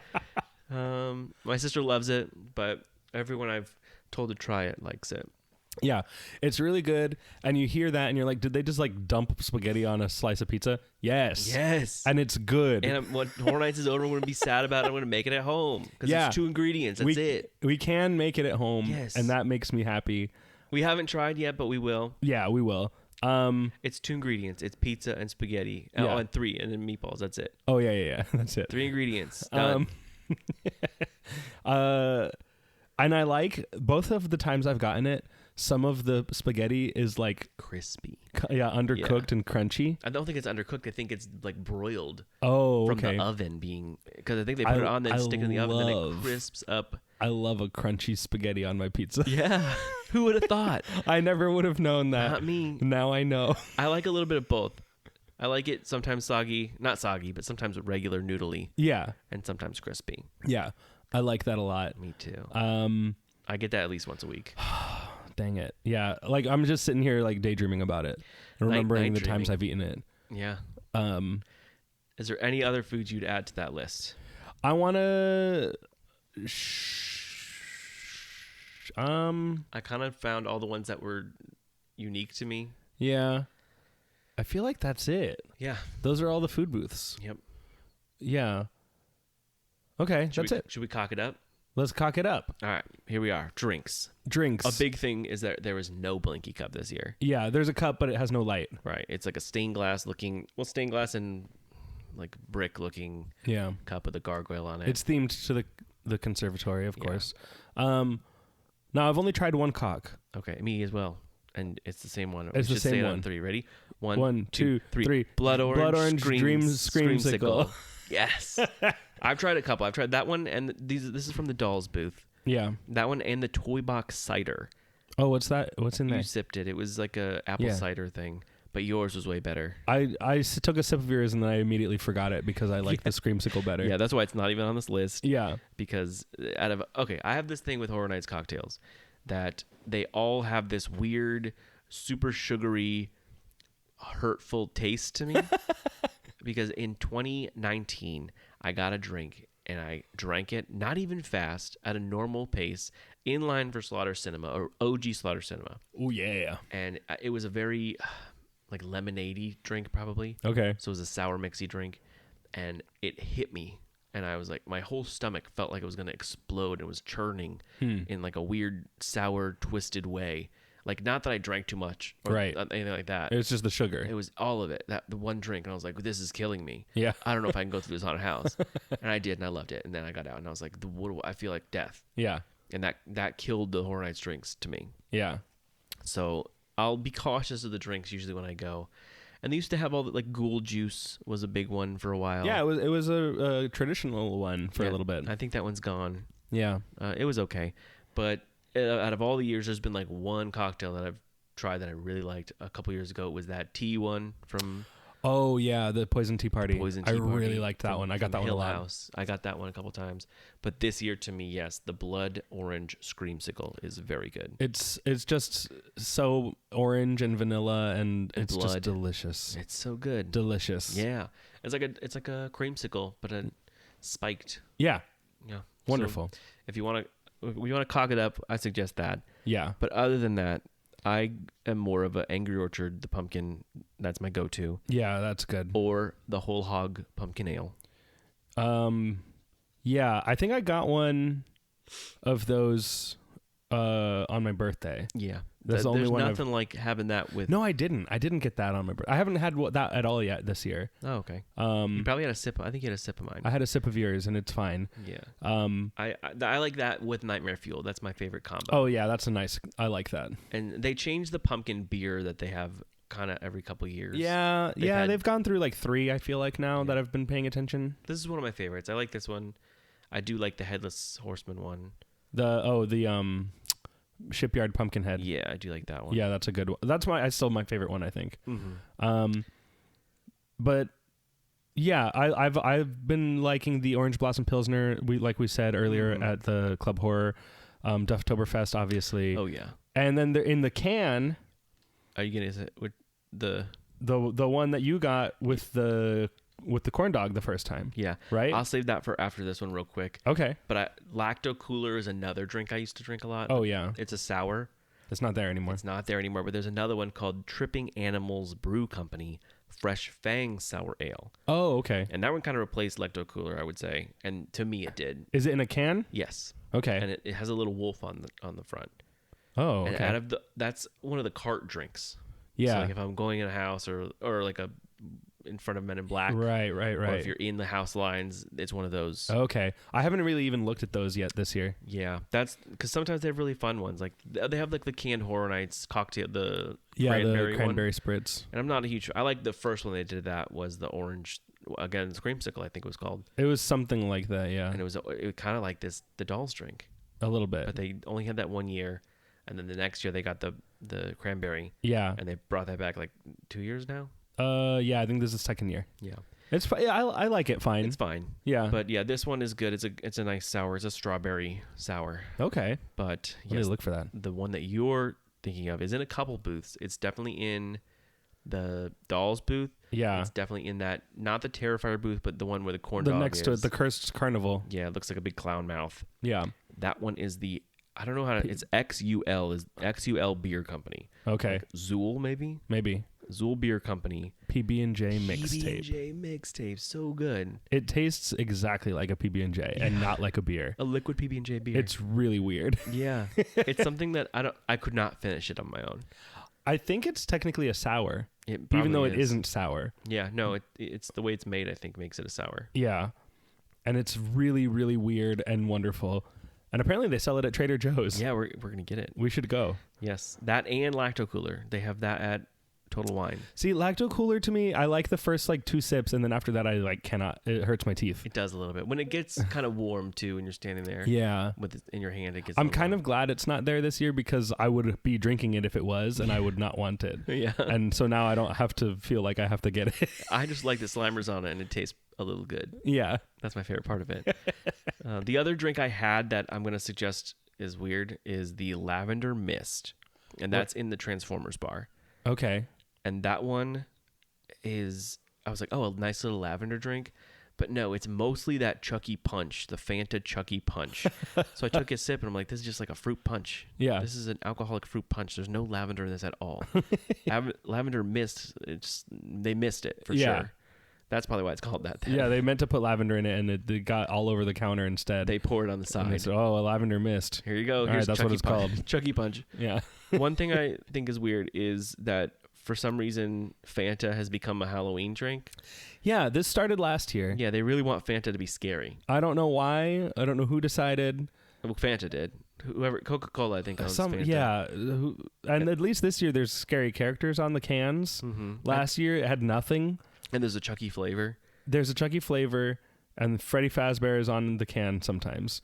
And the Grabber and Megan, Yeah, M3gan. Yeah. It's Blumhouse cans. and Jason though, isn't he on one of them? Oh, you're right. And So he's not a it's just Blum. horror, I guess. Is M3gan on there then? No, I guess maybe she's not. Maybe she's not. But what I Um, do like is that there is a different Fanta booth around the park. So there's one in front of Nightmare Fuel. There's one in front of Jimmy Fallon. Yeah, There's one there's in like there's like four of them. Yeah, four or and five each of them. one is a different color. So like one of them's orange, one of them's yellow, one of them's red. And they're themed to that color of Fanta. Right. So you'll get a cocktail with that color Fanta in it. Yeah. And the one in the Transformers booth is, I think, the red one that's Chucky Punch. So that cocktail is themed to that drink, but not lavender. No. And the only bad drink that I had was the Camp Crystal Lake coffee. Oh yeah, that was weird. Yeah. I Yeah. like coffee, but I like my coffee with a little bit of coffee and mostly cream and sugar. And this was all coffee, and it hurt.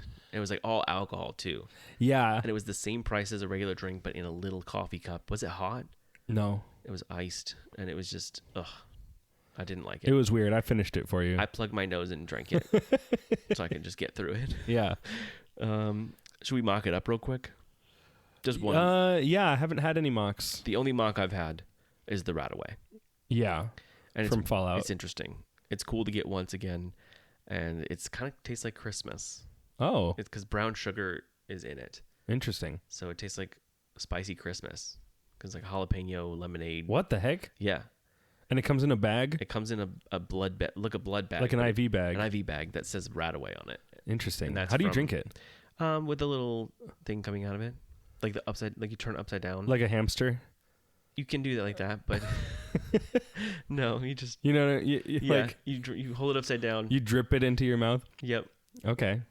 But yeah, that's Radaway. Yum. Okay, cool. That's all I have for food and drink. Yeah. I mean, yeah, we hit everything that I would have wanted to talk about, like all the highlights for me of the food this year. Want to Yeah. talk about the Dead Coconut Club real quick? Oh, sure, yeah. This year it is themed to Coven, Koven, Yeah. and it's like a sorority house for witches. It's like a house party, sorority Yeah. party. And it's cute. We went in last week. Yeah. It's not my favorite one. So I liked the first floor last year better when it was all 80s like vampire vibes I love with that. like the arcade games at the bar downstairs, and like it was just like a great neon like 80s vibe. Yeah. And then the upstairs was Blumhouse, and I didn't care about that. Yeah, that was silly. I liked didn't the like that they didn't coasters. match. No, yeah. There were 2 separate bars, and they had themed Blumhouse coasters Yeah. upstairs. Then downstairs they had Dead Coconut 80s vampire coasters. Yeah. This year I have not seen a single coaster. Yeah, I don't know if they have coasters, I don't but think they do. I know that this year, at least, like, I like that the upstairs and downstairs are the same theme, and it is like the bedrooms upstairs, and downstairs is like the living room and the dance floor and stuff. Yeah. And so, like, overall, I like it better than last year, even though I liked downstairs a lot better last year. Okay. Yeah, that's fair. I but really yeah, like it's the fun. little not Easter eggs, but like little jokes. Like outside, there's a bicycle rack with brooms Oh, that's locked funny. to it, and it says broom parking. I didn't see that. Yeah, little things like that. Did you notice on the bulletin board in the bedroom upstairs, there's a movie ticket stub for Sorority Sacrifice? Really? Yeah. That's cool. Yeah, and there's Yeah. a few other like little movie ticket stubs like that with like old houses and like references and stuff on them. That's cool. Yeah. Yeah. See, I like stuff like that. Yeah, it's fun. So I feel like there's a lot of that in this one, Yeah. and I like that. Yeah. But yeah, it's definitely something I would say if you're getting there earlier, if you have a day that you want to go, it opens at 5.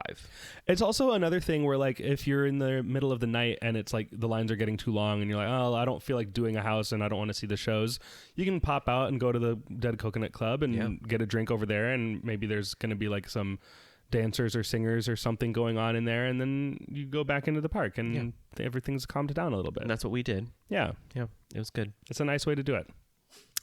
All right, we are at the end of everything. That's it. Is there anything you want to say? We've talked about every single thing at HHN. I think this year is really strong on houses, and I like the overall street vibe, even though I don't really like the actual scare zones that much. I just think the park overall feels really good this year. Yes. And the continuity of just like you're always in a Horror Nights thing, it seems like, and I like that. I think all the houses are strong except for Fallout. Yeah. Unfortunately, it's good.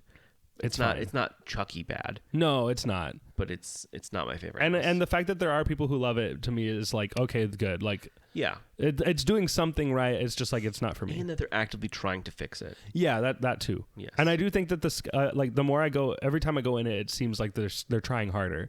Like the characters are trying harder. Like Yeah, they it has want. nothing to do with the characters. It doesn't. It's just set up for them not to be scared. Right, like it's the like they just weren't thinking about it being a scary house, and so the characters are really trying to like overcome that, Right. and make it a good house. And it's hard because it's not a scary show, really. Yeah, Same with Beetlejuice. Like you don't think of it as a haunted house. right. You want to go in there and have fun. But that one at least makes sense because it's like it is a Halloween thing Yeah, yeah. in a way, but like Fallout's not. and you understand like it's not really scary, but it fits in, and Right. Fallout kind of feels like it doesn't fit in at all. Right. So with that, it's like, yeah, we are walking through scenes from the show. Yeah.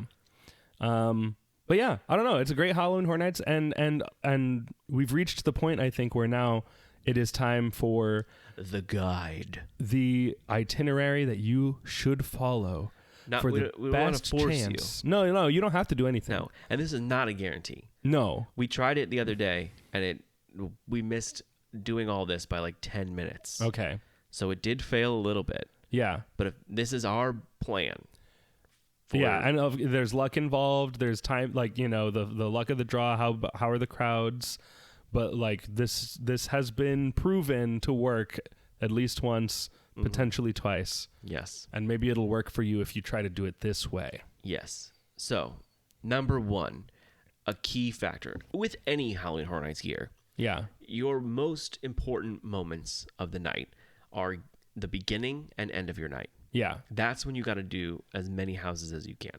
yeah, So, Stay and Scream to me is essential. yes. If you don't have a Stay and Scream, then you're out of luck. I mean, you kind of miss out on potentially like 3 houses if you Yeah. don't do Stay and Scream.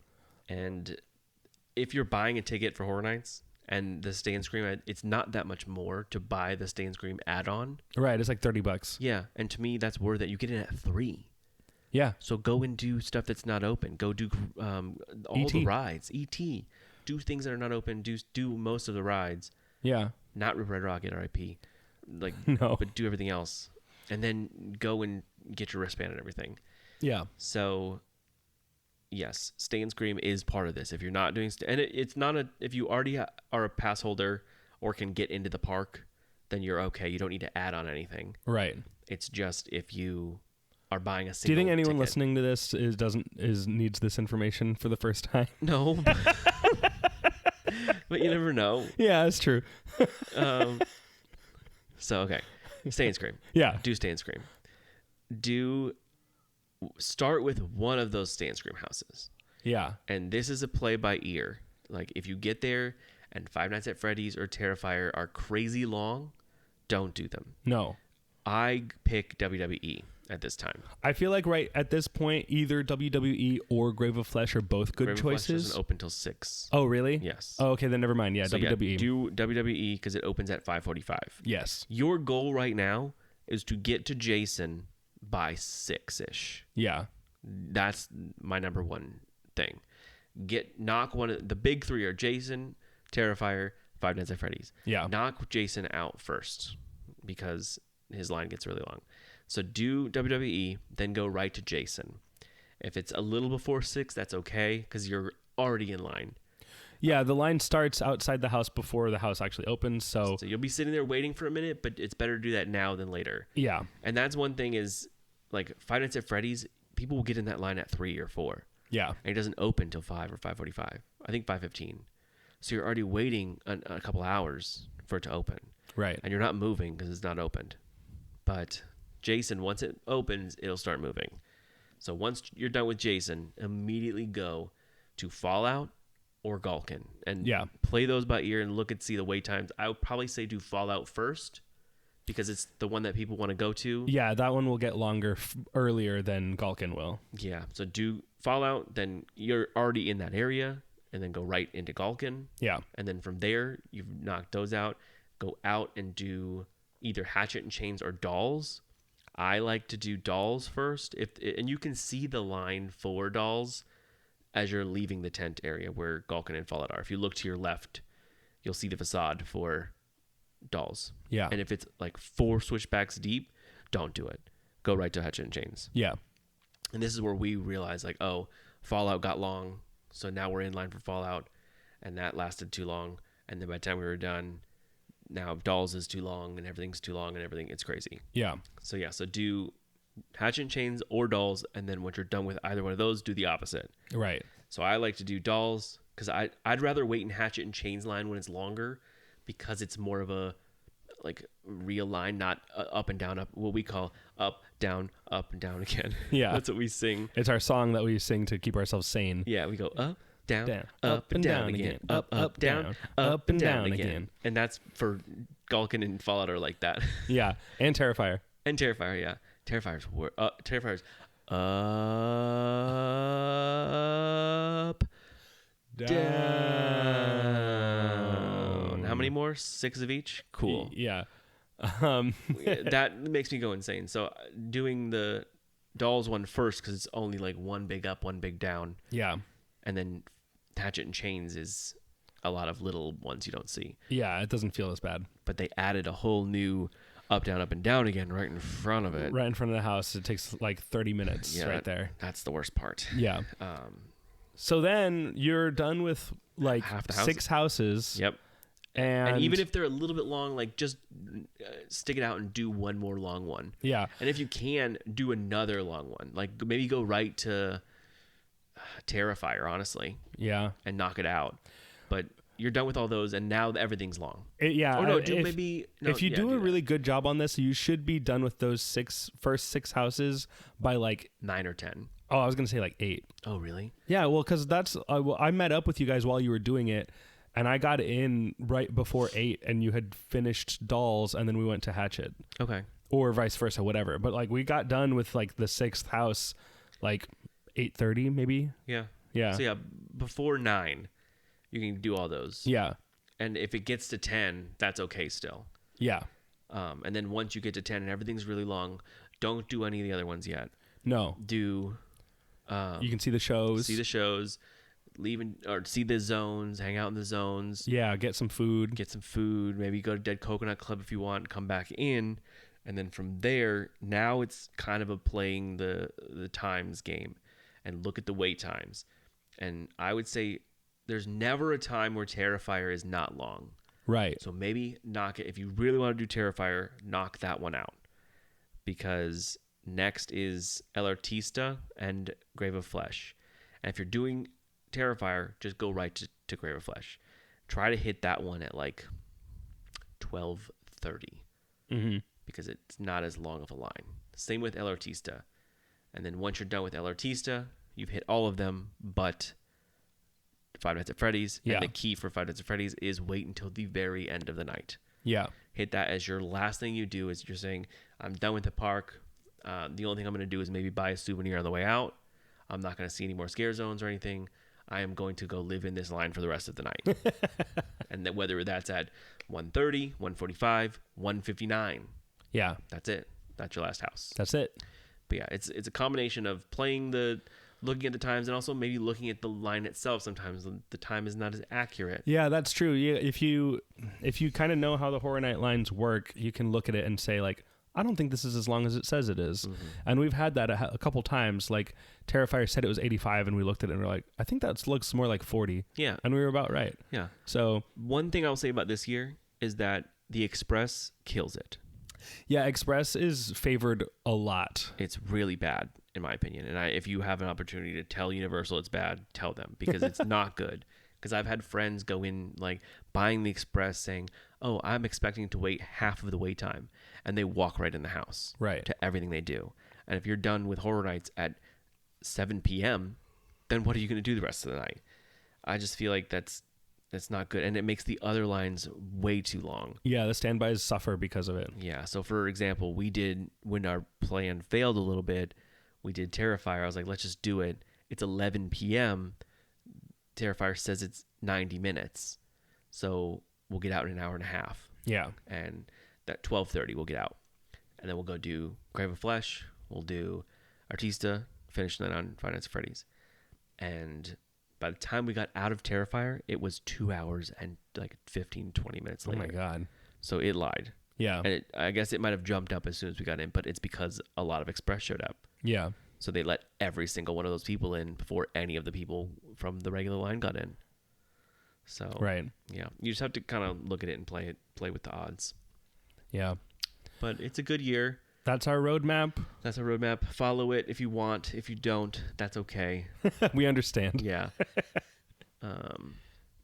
Yeah, and if there's anything that you could cut out, like if you don't need to do every single thing, like cut out Fallout maybe if you don't care about it or the show. Yeah. If you're not familiar with Fallout, I would say it's okay to skip it. Yeah. Or if you're more like, I need to see the houses than the shows, then just do that. Like, just keep doing houses. Yeah. But keep that for, like, if you don't have Stay and Scream and you're like, I don't care about the shows, then yeah, just follow our map still. Do Jason, get him out of the way, and do the houses and the tents, and boom, boom, boom. Yeah. Yeah. But that does it for Halloween Horror Nights for 2025 in Orlando. Halloween Horror Nights 34. 34. Next year, the big 3-5. That's right. We'll see what they're going to do. Yeah. But, yeah, where can people find us, Kyle? If you would like to find us on Facebook, Twitter, and YouTube, it is at Big Dumb Stuff. And on Instagram, Big Dumb Stuff Pod. And if you have any fun Horror Nights memories you want to share, or your roadmap to Horror Nights, or any little things you think we missed, or a big dumb thing you want us to cover, or just anything at all that you want us to read on live, then send us an email at bigdumbstuffpodcast@gmail.com. Yeah. Yeah. I think that's everything. So officially, we can now say that Halloween Horror Nights is 34 is a big dumb- spooky, sorry. a big spooky stuff. See you later. Bye. Happy Halloween. Happy Halloween, Horror Nights. Big Dumb Stuff is produced by Kenneth Leeming Jr. and Kyle Fleming. And executive produced by Lee Malaby. Edited by Kenneth. Artwork by Crispy Sketches. Theme music by Pangolin. Please check out our other UUOP network shows like the unofficial Universal Orlando podcast, Rush of Fear Halloween Horror Nights podcast. The Taste of Universal, The Theme Park Duo. Porky Passport. And the unofficial Universal Great Britain podcast. Thanks for listening. Stay big. Stay dumb. And we'll see you next time. Big dumb stuff.